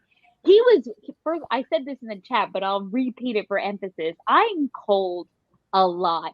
Like 98% of the time, I am cold. So if I had a man who is constantly warm all the time, which men usually are, because I don't know why, you guys are a different breed. Your body temperatures are a lot higher than women's. So for whatever reason, so like if I just like had him, and like plus I thought the werewolves were really pretty in the film. Like to this day, I hold this opinion. I really liked the look of the werewolves, and I thought that they looked really cool and like really majestic. And I was like, and the way that like I can't do right now, but like the way he's just like they jump and they transform into So like when their you say werewolf. when you say Jacob's hot, you're talking about him in werewolf form? No, werewolf form. He's Because hot. she's a furry. Oh, okay. No, I'll go on. We have a record. furry Yeah, in the chat. I don't care. Yeah. Werewolf form, he's hot. He's also just Taylor Lautner's is better looking in my opinion than Robert Pattinson. Like okay, maybe I'm alone in that. So it was just Team Jacob was always the correct choice in my eyes, because I always say like I wouldn't have to change for him. Like I could just be me. And I think that's the appeal with Jacob. They don't execute his character or like the reasons why Bella should be with him well in the movies. I don't know how well it is in the book. If like maybe he has more of a fighting chance. But definitely in the movies, like I agree with everything that you're saying. He's like kind of like a dud, like throwaway character. Like why would she ever be with him? And it's because I think that the underlining reasons that they don't make explicitly clear is that she can just be who she is with Jacob, where it's like Edward, she's like turned her whole life around. You know what I mean? Yeah. All right. So that's your opening. I was gonna say, do you want to hear Chad's side? Because I would love to hear why you're Team Edward, Chad. Because we clearly got Kelsey's team Jacob. I Does also Kelsey have just anything wanted to last? say Yeah. one thing about the movies in general is like I think that first of all the first one is the best, and I think probably my favorite. When I was younger, because I was so like, oh my god, Taylor Lautner, I love him. New Moon was probably my favorite when I was younger, but now I've watched it recently. I'm like, oh my god, I think this one's the worst one. But I think tonally, if they all stayed the same as Twilight, the first one, and they all matched that tone, like I think that it could have been a pretty decent franchise. But they just went off the fucking rails, and that's why I think New Moon is so bad, is because it's such a nosedive compared to the first one, which actually has like, I don't know, like style to it, like its own style and a very good soundtrack. And like, you know, it like, say what you want about the cinematography. Some people love it, some people hate it. I just like that it was doing something different with like all like the funny angle work and stuff. But that's what I have to say about the movies. Okay, so I was so afraid that that Dyl and I were going to come in here, say a bunch of stuff about these movies, and the Twihards are going to be so angry at us. But what I can see here is that they all agree with us. She even just described what we were talking about, where if they had stuck with what Twilight was, it would have been better. This is amazing. I would also like to just, this is a tangent, but I just want to mention that I was talking to my wife about this, and in D&D terms, I think women have resistance 1. That's why they like hotter showers than men, and that's why they're cold all the time. It's because they were resistant to heat. Nice. All right, Chad, I want to hear your side just as an Edward fan. I mean, I don't want to say Edward stan because I think all of us are Team Edward, but except for Kelsey here. But not to gang up on you, Kels, but I just want to hear Chad, especially as someone who's very good at saying their opinion in a debate-like fashion. Why Edward over Jacob? Sure. I mean, look, I am not anywhere near. Wait, Chad's Team Edward? Yes. Yeah, that's why I'm having you guys on here. Because you're Team Jacob and he's Chad Edward. I thought we were banding together to gang up on you guys. No, Kelsey, this is between you two. Well, Kelsey, you're the only one I've talked to that is Team Jacob. But that's why I like you. You made a good argument. You did. You were going very logistical. You were going very logistical, but I think there's a lot more than just the logistics. There's the treatment and the emotions as well. But Chad, what do you guys say about Edward though? I don't have too much to say. Kelsey, you saw she was getting ready. She knows a lot more about this franchise than I do. I haven't read the books. I've seen most of the movies only once, except for the first one. But from what I can gather from my first watch and just like kind of generally what I know about the franchise, Edward starts out kind of like a piece of shit, and then he gets better over the films. He increasingly gets better, and like their relationship, I think, is fantastic by the end. I won't say much more about like towards the end of the franchise. And I think really Jacob, to me, she's like his weird little brother, her weird little brother that doesn't understand relationships, what he means to her. Like when they go to the movies and then he's afterwards just kind of like trying to hold her hand, like, oh, what? I can't hold your hand now. And like just like all these weird little toxic things that he does especially when she's so vulnerable in this moment because she misses Edward and he's just so jealous he just won't stop bringing up Edward all the goddamn time. It's just like, I don't know. It's clear that she has not much interest in that way towards Jacob, at least probably not in the way that he wants it to be. And I feel like that's why, because he's like this weird, needy little brother who is, sure, attractive, if you like that sort of thing. I don't know. I also think Robert, I'm a guy. I don't know. I think Robert Pattinson is also very attractive. As Edward, it's interesting because like he is kind of cold and clammy. I gotcha. So the warm versus the cold. But honestly, I feel like Bella, we're talking Bella here. We're not talking any other girl. We're talking Bella. She's attracted to Edward. She's attracted to that family, that cold. It's not just You know, they might be cold in their presentation, but as a family, they're very warm. They're very warm. They're very invitive. Most of them are actually very sweet. Like Carlisle, he's dope ass dude. So all of them are basically like that. They invite her to play baseball with the family. Alice is sweet as fuck to her, and Alice is, I agree, probably one of the best characters, if not the best character. So yeah, so he has a whole family. He tries to do the right thing. He leaves her there. He says, I don't want to ruin your life. I could bring you with me because we have to leave, but I'm going to leave you there because honestly, this isn't the life that you want. And then she doubles down later and she's like, nope, this is the life that I want. And then she chooses that path. Sorry if you haven't talked about that, but she chooses that path, and you know, I feel like they're very happy together. The whole "we have to wait until marriage" thing is because like Stephenie Meyer was Mormon or whatever, which is fine. Sorry if I got into that too early, but no, that's yeah, that's an Eclipse, I think. Yeah, you know, yeah, and I do like Eclipse a little more, but yeah, ultimately, I think those are the reasons. He's just a little boy. And he's a terrible actor. I'm sure he's a very nice person in real life, but he's very bad at acting.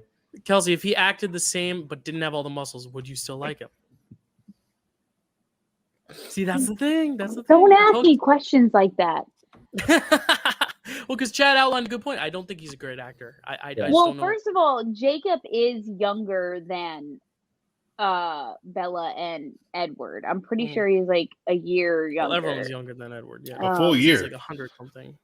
Okay, well, I'm just saying, like, I get like he kind of has this like whiny little like why wouldn't you like me thing going on, but it's like the whole thing with like girls like being attracted to like the bad boy, like, oh my god, like I'm Mr. Brooding grumpy man, and girls are like, oh, but will you pick me, love me, save me? And like Jacob is like, you know, he's like the nice guy that like you should pick in the end. Is he though? And Is it's he like nice? Well, when's he nice? That's a good question. Chad's like, I don't remember him being Chad nice. with the questions. Well, I mean, marrying your daughter's nice, right? Well, Okay. he's nice in the tent when she's really cold and she has to snuggle up, and he's like, but he does that it. 100% does that for his benefit. Yeah, but she was gonna get hypothermia. I think that if she had been rude to him at that moment, he probably would have said never mind and walked away. That's the kind of temperament this man has. That was for his benefit. I think that he wanted to be close to her, and he wanted Edward to see him close to her. So I really dig. Both of you had really good points, and I really liked what you guys had to say. I will say one thing. Nothing was swayed. I think Kelsey pointed out some positives that I didn't think about, like the logistics of you would literally have to change your whole life to become a vampire for Edward, whereas Jacob, it's like you could just be you. In terms of physical change. In terms of emotional, though, I think that's where Chad got it too. Like that's just what she likes, and I think Vapion said it earlier too. Like why? That's not it. Which comment am I looking for? This one. If you're already constantly cold, why not become a vampire? You know, because I don't want to be cold. The goal is for me to not be cold. But if you're a vampire, you no longer feel for me to no longer be cold. Kelsey, she chose Edward, so you can have Jacob. True. Fair point. Okay, Kelsey, that's true, right? Argument, that Taylor Lautner married a woman named Taylor, so now she is also Taylor Lautner. Is that correct? Yes. What? Yes, that is correct. I thought I read that, and I just wanted to confirm with someone who is a Taylor Swift expert and knows about Taylor Swift and Taylor Lautner's romance. Is that also why you like Taylor Lautner? Because Taylor Swift dated him? There's a good chance. Yeah, for sure. For sure, that's probably also a factor in this. Maybe that. She loves Taylor's. Yeah, but you both illustrated great points. Anything else, Chad, on that, and then we can get into your rankings. I have one more thought about Twilight in general, and then the ranking, if that's okay. Yeah, go for it. I think another big reason, and this may or may not be true for Matt as well, I'm not sure, but another big reason why I think Twilight really works for me is because it's basically It's basically a worse Buffy. It is a worse Buffy. It borrows a lot.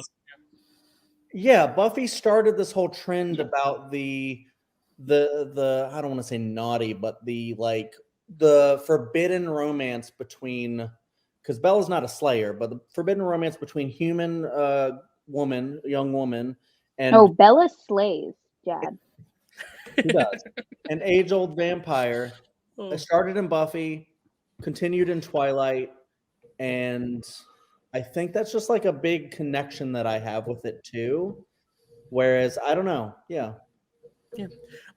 So yeah, let's just hear. I'd love you to rattle off which the 5 in order of your preference. I know you said your worst was New Moon, Chad, and Kelsey, both of you.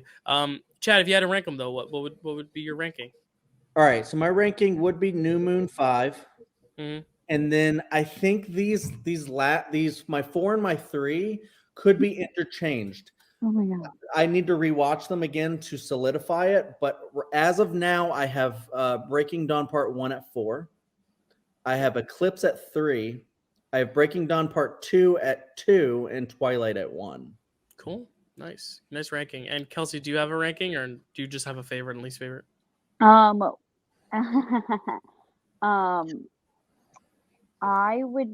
honestly think that my ranking is exactly the same as Cool. Chad. Cool. Well, look at that. You vary on Team Edward and Jacob, but you come together in solidarity with the ranking. But again, what was I gonna say? I don't know, Kelsey. Me neither. It is late though, and you guys should get some sleep. You guys have been amazing and such a great help with the subathon. Hopefully, if you guys are around at 11 tomorrow, I'd love to talk to you all then. Good luck Kelsey, with the you have rest one of last- your stream. Yes, thank Can you, I Chad. say my Kelsey. favorite line in the movies? Sure. Yes. You named my daughter after the Loch Ness monster. That's going to come up soon. I'm glad you said that because that is I going just to wanted come to up get soon. that in. Yeah, it's I okay. Yeah, figured you it was did going to great. come up, but Thank you guys. We'll see you maybe in the chat, or if you go to bed, I totally understand that too. Thank you Bye, guys. guys. You guys worked hours. Bye. Thank you guys. Love you thanks for guys. having. All right, so those were the hot takes, and I think that kind of closes the gap on the love triangle because the next 2 movies are very much more about the big vampire world than it is about the love triangle. We've finally gone past it, and that's why I think the other 2 movies, which we're getting to now, are more successful. Yeah. Okay. So let's get into. Did we cover? Yeah, I think we covered everything there. Okay. Yeah, So Breaking Dawn let's Part get 1. into Breaking Dawn Part 1. Let me just. I don't know if we're going to reveal rankings or anything. I think we pretty much laid our stuff on the table here. My ranking is the same as Chad as well, and the reason for that is because you know how. You know how I said that that Eclipse was very much like heavy purity culture, while the other ones are kind of the subtext that was like heavily into it. This one felt like a heavy pro-life message, which makes sense because she's Mormon. But I felt that a lot. They kept specifically pointing out the baby and the life and how you can't do that. Not to my baby. It felt like there was a very strong message on that, which is fine if that's what they believe.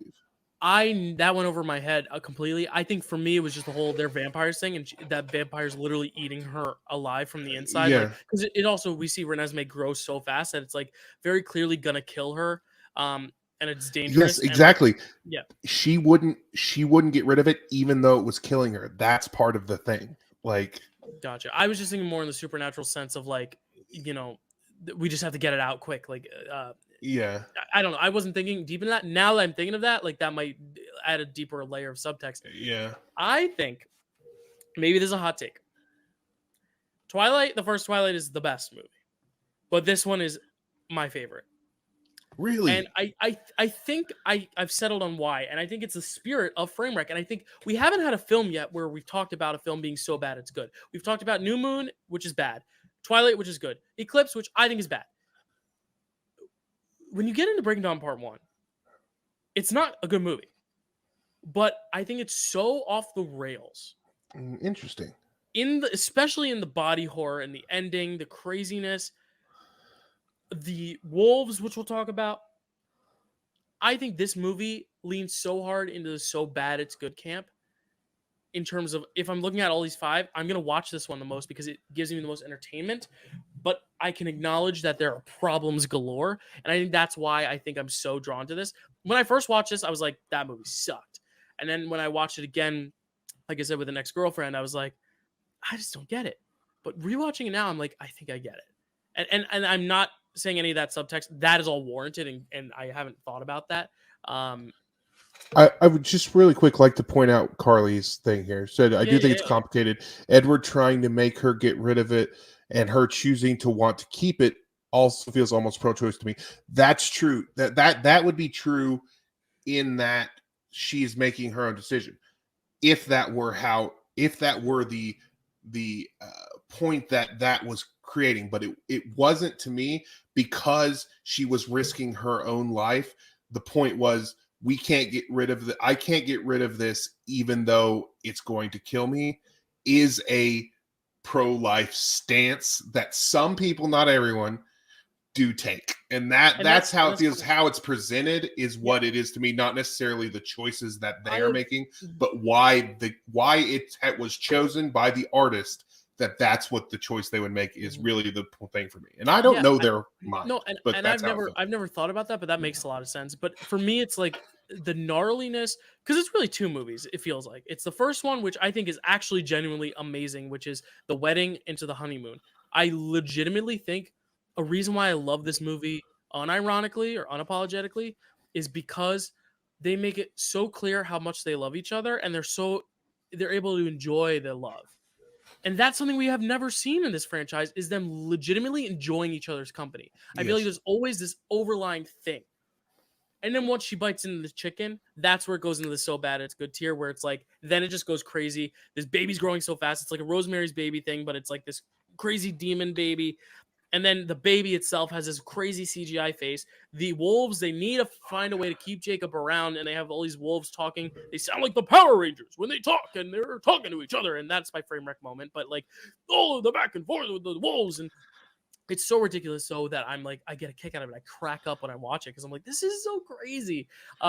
It's not a good movie. It's not the best movie. It's number 3 or 4 in like how I'd rank the quality. But in terms of favorites, it's I would say now, thinking about the pro-life stuff, I think I'd put it number 2. I still think the first one maybe I enjoyed more, but like this one has some great, like the most memorable moments in the franchise for me come from this movie. My favorite moment is when the housekeeper comes in and she sees the bed and the pillows all fucked up, and it's so funny. She walks in, they're like, "What?" It's so funny because it's like the classic housekeeper after the people have just ripped the bed apart. I love that. We're both recontextualizing this movie for each other, which is interesting, because I came in here fully saying, and I have this note, this could have been cut down to 20 minutes and put at the beginning of the next movie, and we wouldn't have needed a part 2. Well, and that's my and that's true. But now that you mention it like that, like it feels hypocritical almost for me to say, no, take this, because you're right. It is funny. There are parts that are so ridiculous that it's funny. So you know what? I'm going to say we keep it like this and just enjoy it. But okay. I honestly think, and I don't want to get into the next film too much, but I think honestly you can shave off some of the middle or beginning of that film almost, and put this, have this be like the big, like moving into the third act is when Bella finally wakes up as a vampire, and then that last act is kind of like 10 minutes of the getting ready for battle, and then 20 minutes of the final battle and all that stuff. Because I don't think you could have cut out a bunch, like you didn't have to cast so many like faces in that scene. You could have just had a little montage of people coming to the house and her touching their face in the second one. But we'll get into the second one. Yeah, the middle chunk of this movie you can definitely get rid of. Like I think, and because it is moving so fast, you could have put this at the beginning of the other movie. Make it just like a longer movie and just make the two together, but like still get all the great stuff of her spiraling and the body contortion. Like Carly says, I love the body horror. I think it's well done. Yeah, the body horror is interesting. Here's the thing about, because you touched on this twice now, which is the how fast it's all going. But here's the very interesting thing, is that they don't give you a concept of time in this movie, right? Because they say they go from she's pregnant to them calling her dad and being like, we got to stay for 2 more weeks, and then they call him and say, we got to take her to Switzerland, and then suddenly they're back in Forks. And they don't tell you the time frame, so it's hard to gauge exactly how long this is. I know because I told you before, my friend told me all the whole story, so I remembered that it was really fast, but it doesn't give you a concept of time. And then after she has the baby, they still don't give you a concept of time, and they just show the child growing, marking the thing, and they're like, she's growing fast. And you're like, I don't know how much time has gone past from the wedding to the battle in the second one, because they don't tell me. Like that's so, it's so hard to gauge what that time frame is. But I do want to talk about the sex scene, because you talked about the wedding and then that scene, or the sex stuff. Well, because I talked about the aftermath with the cleaning lady. Yeah. Let's talk about the actual thing. So Jacob's like, are you like, gets just so angry, calls her stupid, and it's like, you're gonna have sex with your husband, that whole thing. It's ridiculous. Yeah, it's insane. And then he's like, he's gonna kill you. And then he gets mad at him. He says, you're gonna kill her. And he's like, I'm gonna be careful.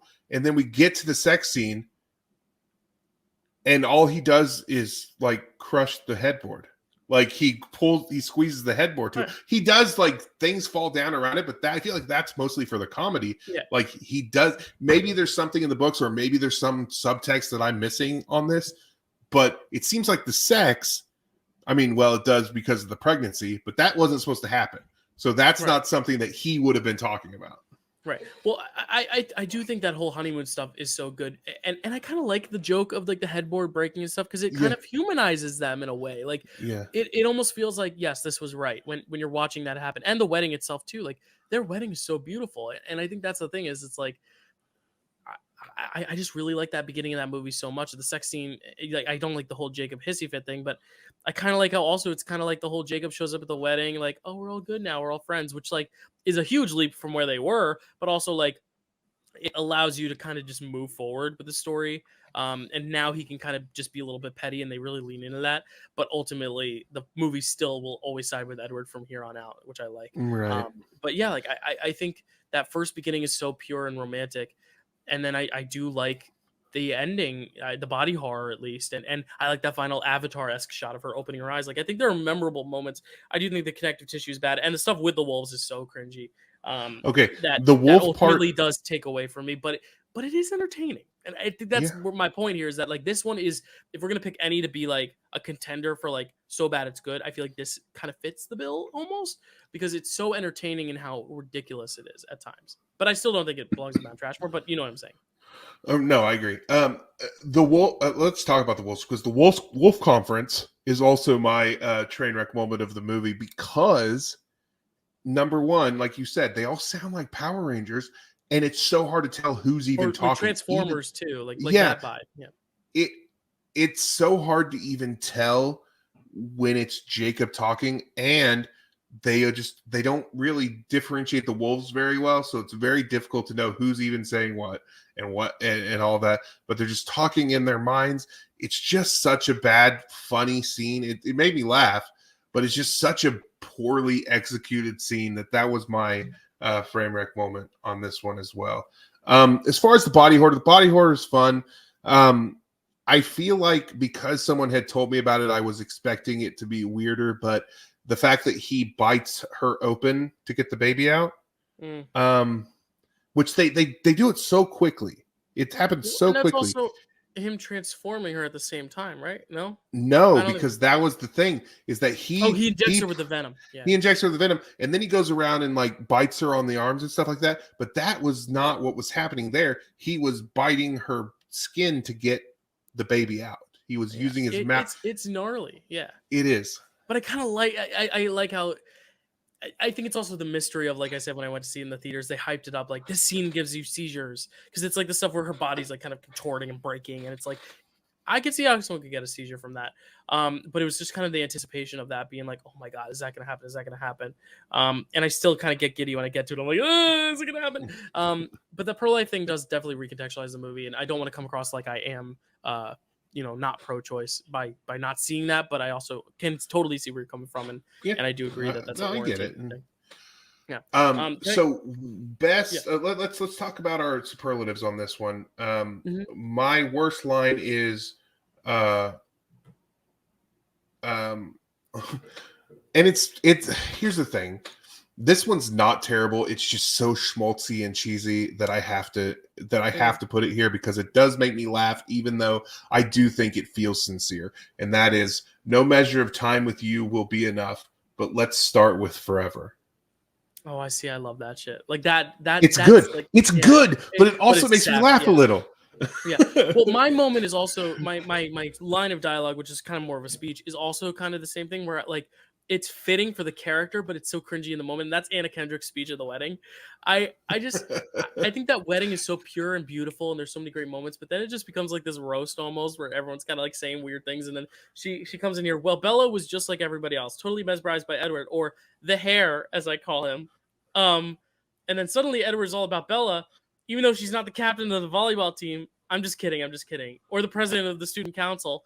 It's just such a poorly worded line of dialogue, but it's okay and acceptable because Anna Kendrick is able to deliver it. Any other actors, I don't know how that speech, that line of dialogue is able to translate, but I just thought it was so funny. When I listened to it, I'm like, what is she saying?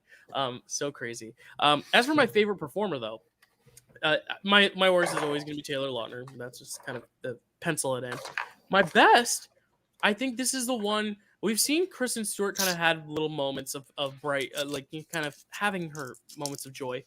Robert Pattinson, though, is my best actor in this because I think he actually genuinely gets some great moments, like the moments where they're in love and they're like kissing, and the moments of vulnerability when he breaks the headboard and she's like, it's okay, and he has a sweet sincerity to him. I think he's really good in this movie. And then when he's trying to keep her alive, he's like, come on, he's like really getting into it, and like trying to keep her alive. I think he's really good in this movie. I think he really commits here. I agree. That's my actor as well. It's because like this is the one where I felt like he got to do a full range of emotions. He wasn't just being angry, broody, or he wasn't just like smirking at Jacob. Right. He got to do the love, he got to do the sweet things, he got to do the grieving, he got to do all of it. Taylor Lautner got to do those things too, but he did it much, much worse. And that's the thing. Like, that's why Taylor Lautner also, I'm so sorry, Taylor, that this keeps happening to you, but you are also the worst actor for this one. But Robert Pattinson, he is, for me, this is like his best performance in these movies is during this one, because he gets to like do all the things. He gets to feel everything because everything's happening to him, and a lot of stuff is going on.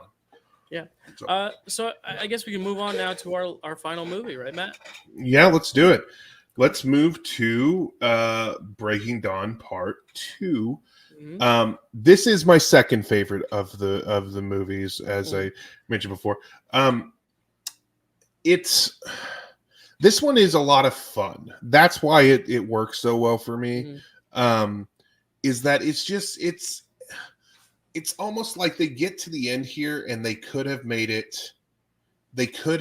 gone super serious and super like almost like you're closing a chapter, and you almost think like this should be something huge and big and we've got to go out epic. But they don't really do that. They kind of keep it pretty quiet in this movie, or at least, there's a lot of action and stuff, but they don't go way over the top, which I really dig about this movie. Yeah. One thing I want to touch on is the vision, because in the books, for what I know, this is what I wanted to know, because I don't know. Yeah. Yes. There's no vision like that whole sequence where everyone's dying. And then it cuts to Alice standing there with Michael Sheen's character, and it turns out that was all her vision. I don't think that was in the books, because I didn't see this in theaters, but I remember people going nuts when Carlisle gets his head ripped off. And everything follows after that. And everyone's like, holy shit, what are they doing? They're diverging from the book. It would be like at the end of Deathly Hallows, Voldemort starts slitting Neville Longbottom's throat, and then slitting Ron's throat, and slitting Hermione's throat, only for then Harry to wake up out of like the pool of water, and he's like, oh shit, I gotta save them. That was what it was like for Twilight fans, I believe. They didn't know that was happening. So I think that is a reason. I admit, I think it takes a little long to get to that battle. I think it's a lot of preparation. It's a lot of introducing new characters that ultimately I don't really care about.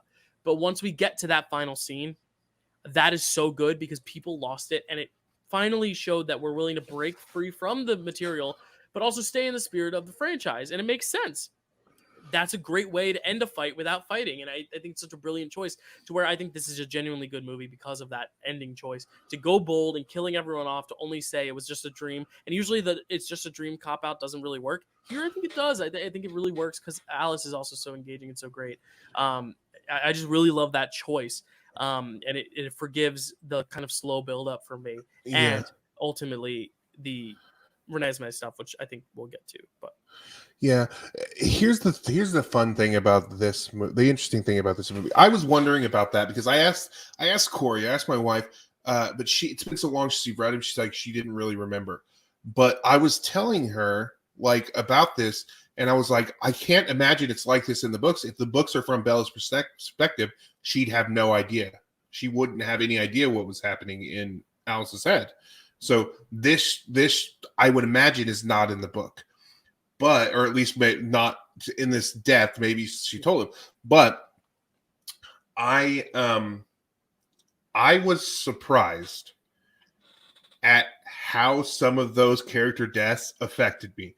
I did not think that I would go when Carlisle got his head ripped off.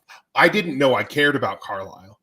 And suddenly I'm like, oh God, I care about Carlisle. That's the Twilight hold. It's like it has a hold on you, and you're like, oh my God, like why do I all of a sudden care? I think it's because they slowly but surely make you care about almost all these characters, to where like if they die, you're like, you genuinely care, especially the Cullens. I mean, Jacob, no, if he died, fine, I'd celebrate. But Jasper gets his head torn off. By the way, their heads are very easily removed. It's very, but weird. I like that. That's like the thing that because that is interesting. This franchise, and I like that it's like. Because like they almost give a reason for their skin to sparkle like diamonds is that they're made of some sort of, almost like they're made of some sort of a mineral or something, like that's how it feels. But heads are very easy to remove. But when that happened, I was so surprised. I surprised myself by having that reaction, which is something. Like I don't want to. This is not a great movie. I think it's good. But it did something. This franchise, for better or worse, produced something which was that reaction in me when that happened. And that's an effective movie. It's supposed to make you feel an emotion. And it didn't provoke that emotion. It evoked that emotion. It earned that emotion from me. And for that, oh God, I can't believe I'm giving these props to Twilight. No, I know. But for that reason alone, this was a successful franchise to me. Yeah, and I think at the end too, they do the thing where they show the long credits of every actor who starred in the movie, which I think is long, but they said it again. What Chad was saying, the score and soundtrack. The soundtrack, 1,000 Years, has a hold on my heart. It's very good. I have died every day waiting for you, and they're going through all the actors of the franchise, and it's like then it ends with the big three. And even at that point when Taylor Lautner was on, I was like, oh. Like I didn't feel disdain for the first time ever, because like it did mean so much to my generation to a degree where it was nice to see kind of like all the names flash by the credits, and that song is so beautiful. It just made sense. And the fact that like it's her showing him their whole childhood but like her whole past with him together, and then it transitions into like, look now the audience's past and all these people you've seen along the way. It makes me emotional every time. Oh, Carly just said it. It makes me emotional every time. Like it makes me emotional every time. It really does. And it's surprising. That being said, I think the first hour, you can cut that down to like 20 minutes. Like this could have been, I think the beginning of this film is what you cut out if you combine the two films.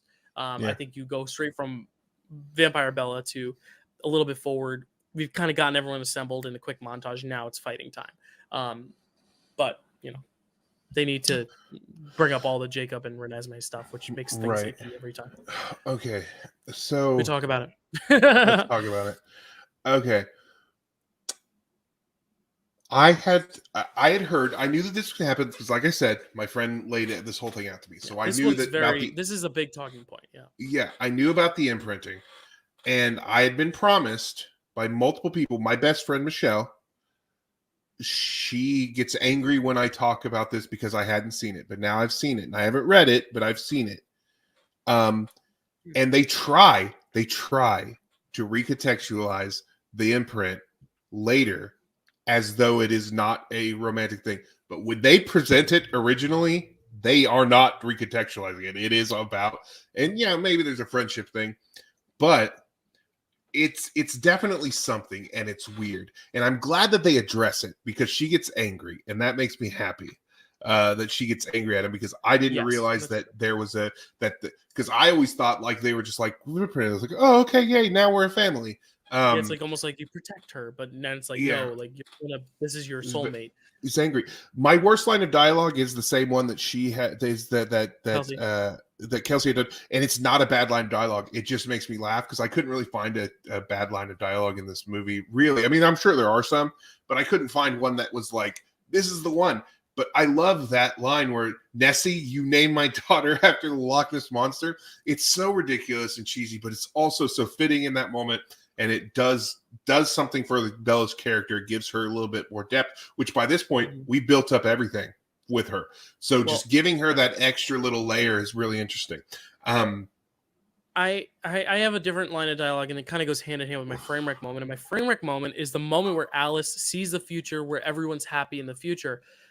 In terms of like Jacob, Renesmee, Bella, and Edward, it's almost like they're on double dates. And I'm like, she's looking at these 3 adults and this child, and she looks forward at these 4 adults all happy, and the 2 of them are romantic. The 2 of them are romantic. I'm like, when you look at a kid and an adult, would your brain immediately go to, oh, they're going to be so happy when they're older together? It's just weird to me that she's like fantasizing over this romance that she's seeing between these kids grown up. And that's my biggest issue with this movie, is like the relationship, and the fact that they very clearly state it from that flash forward. And then when he turns to Edward, and this is my worst line of dialogue, so I guess I can call you dad now, huh? Or something like that. I'm like, ugh. It's so icky that if you get rid of the whole romantic side, and it's just like, imprinting is a way of protection, and like this is someone like almost like your guardian angel, almost like your godfather, that makes this film, I think, the best. But because you have that one element where you have to make it romantic, I think for me, I'd much rather watch the first part, Breaking Dawn, than this one, because at least the first Breaking Dawn has some cool horror, has some romantic moments with Edward and Bella. Here, every time I see the Renesmee stuff, it gives me the ick. I don't know. Here's funny, another yes, ick, Carly, but it is also the worst. Yes. Here's another ick thing for me on that front, which, if we can highlight Carly's thing about Bella here, reminder, Jacob was into Bella because he was in love with the egg that would become Renesmee. I hate it. Exactly. They justified it by, that's why he was so protective and into her, but then tried to pretend for a minute that it wasn't romantic, and then made it romantic. It's very gross. But here's the ick thing that I keep thinking about. Renesmee grows very fast. That's why they're going to be able to be together at some point, because she's going to age up to him. But I think we've all seen Francis Ford Coppola's Jack, and we know that when that happens, they're still a child in their mind. When she grows up into an adult person, she's still a child in her mind. Yeah, I was going to say, it's the opposite of what Daniel's saying here with Interview with the Vampire. The difference there is that she stops growing, but she's maturing emotionally. So she's like a 40, 50-year-old woman or whatever. I don't know how old in that movie, in a kid's body. In this, it's a kid growing into an adult's body. It's literally like this girl is like 2 or 3 years old and looks 10 or 11. So when she turns 20, 25, and she's old enough for Jacob, she's really essentially 5 or 6. And I think that's gross. I think that whole thing kind of ruins the movie for me and makes it icky. But I think that ending is so strong, and everything else aside from Renesmee stuff, even when Jacob is protecting her as the wolf and like saves her in the battle and stuff, that's fine. It's the romantic stuff on top of that that just I don't deal with. And Carly, we can talk about the CGI baby. CGI baby is just so funny. It's just so weird. So funny. Here's the thing. They did that to make it look like, which I guess they probably did that to try to make it look like the child or the adult version. Because I felt like they were trying to make it look like the adult version, but she's in it for such a small amount of time. It's so weird. No, I hate it. It's awful. I think both are bad. Like this one and this one, the creepy Yeah. fake baby, but also even It's this one all- looks fake and Oh, gross. I hate it. No, I hate I'm it. done. Yeah, it's so bad, and I don't. Even if that was the case, I don't understand. Like, we don't need it to look like that. Like, we've all been watching movies. We know that the baby. We're all grown ups, and we know that the baby isn't actually that adult as a baby. Like, we're fine with it. It's just so weird that whole Renesmee thing. Great actress, but like, oh my gosh. Who is, speaking of your worst actor and best act or worst? My worst is Taylor Lautner again, but yeah, we'll get into that in a second. Yeah, before we get into that, I just want to talk about why the plan. And now that once I know like the fake out, like it doesn't it's not as big of a deal, but I don't understand why Renesmee and Jacob were even at that meeting. Like, it seems like they had passports. They could go. Why didn't they just go? Why did they didn't Well, I need think to that's be there? what they were after. They put Renesmee in unnecessary danger by putting her there. And being with Jacob, we found out in the second movie, right? Or the second movie or the third, maybe, I don't remember. Being with Jacob erases her scent so that they can't hunt her. Like, that's part of the thing. So they could have left. They should have just left. I don't get why he was even there. Anyway, my worst actor is one who I haven't actually mentioned yet, and it's the guy who played Shark Boy in that old Robert Rodriguez movie. I don't remember his name. Taylor Lautner's his name. That's him. That's actually mine too. Damn. Yeah. Starring MODOK from Quantum Mania in that movie. Sorry, that was George Lopez. Okay. My worst. Do you get what I was saying there? No. Yeah, I get it. Yeah, because he looks the floating head. Anyway, okay. My worst actor is Taylor Lautner. My best. I have a tie for best because there are two performances in this that I love. One is one that you said earlier. That's Michael Sheen. I think he really dives into the deliciousness of his role here even more. He feels like the Buffy villain kind of idea. Like, I think he'd be great on Buffy. Maybe he is. I don't know. I haven't gotten there yet. He's not. Also, very small role, but Lee Pace.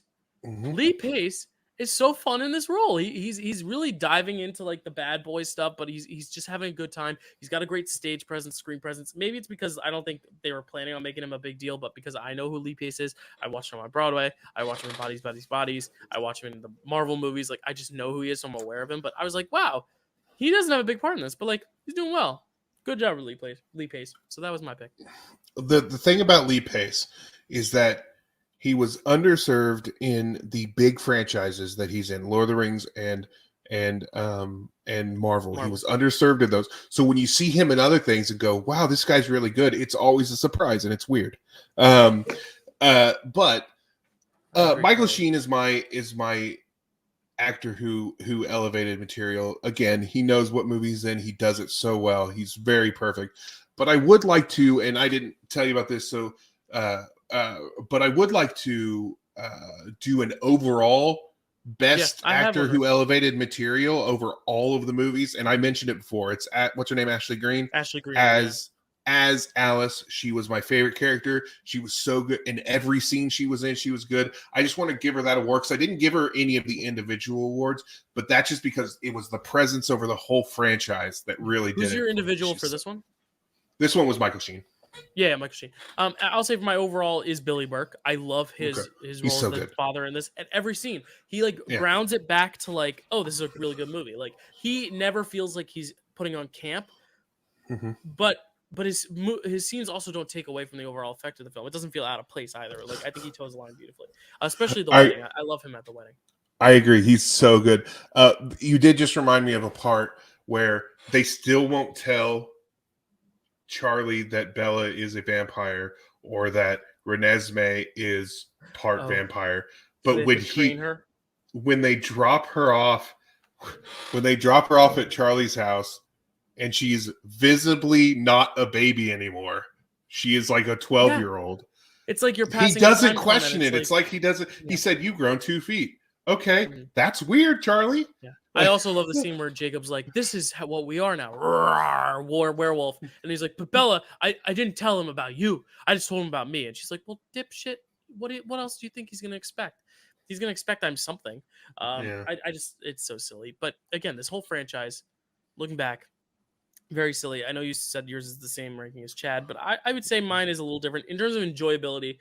I'll say first Twilight, Breaking Dawn Part 1, Breaking Dawn Part 2, Eclipse, New Moon. And then if I'm ranking them by quality, I probably put Breaking Dawn Part 1 under Eclipse. So the same ranking as The same ranking, yeah. So in terms of quality, but we're gonna wrap up soon. Any last thoughts on Twilight before we go? Well, I do want to mention my train wreck moment of Breaking Dawn Part 2. Oh yeah, sorry. Yeah, go ahead. Just and this is the essence of this movie. Like I said before, my line of dialogue was that one I actually really like. I don't think it's bad. It just fits the mold because I enjoyed it so much.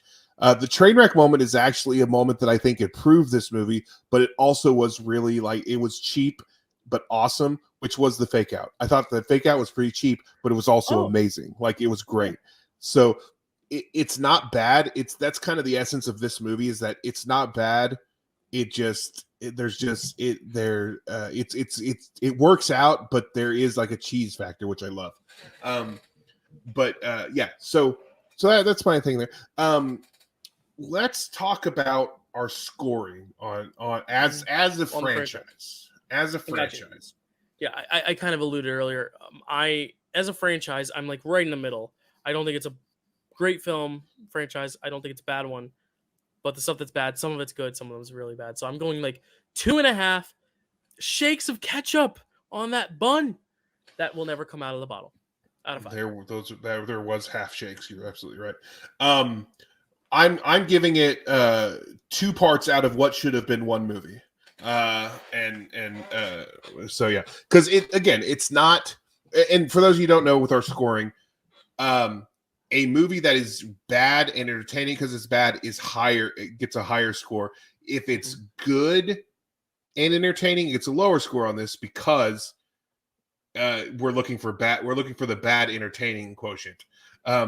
If it's bad and not entertaining, it's low. And if it's so that's what we're looking for. So this one, it's not very bad. It is pretty entertaining. That's why it gets kind of a lower score for us. Yeah, so that's Twilight for us, guys. We'll be back next month. Matt, tell us before you head out. And thank you so much. Again, I think we'll maybe see you tomorrow before this subathon ends. Yeah, I'm going to be up with my kids in probably 3.5 hours.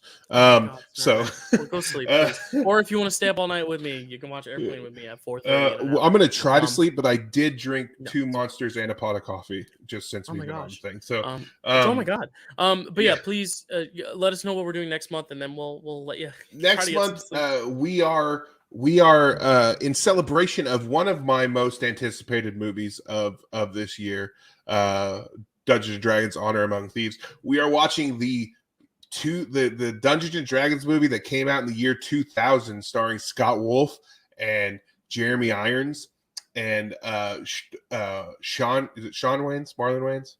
I have no idea. Never heard of this Sean. Movie, so it's Marlon Wayans. It's Marlon Wayans is in it, and it's gonna be awesome. We're probably gonna have a special guest on that, but we'll wait to announce that later. Cool. But I'm very excited to watch this movie and for the Dungeons and Dragons movie to come out. But still. Yeah, always a pleasure, Matt. I'm gonna do the outro and then we'll switch over to the stream. But you're welcome to stay and watching along. But I'm gonna have Daniel on very soon for anyone else watching for some hot takes from our favorite doctor Nova from Australia. But thank you guys so much. I hope you enjoyed this conversation on Twilight. And thank you, Chad and Kelsey, for popping in. That was a lot of fun. And we hit that perfect timing, 2 hours. Awesome job, Matt. All right, we'll see you guys next month for Dungeons and Dragons. What a story, Mark.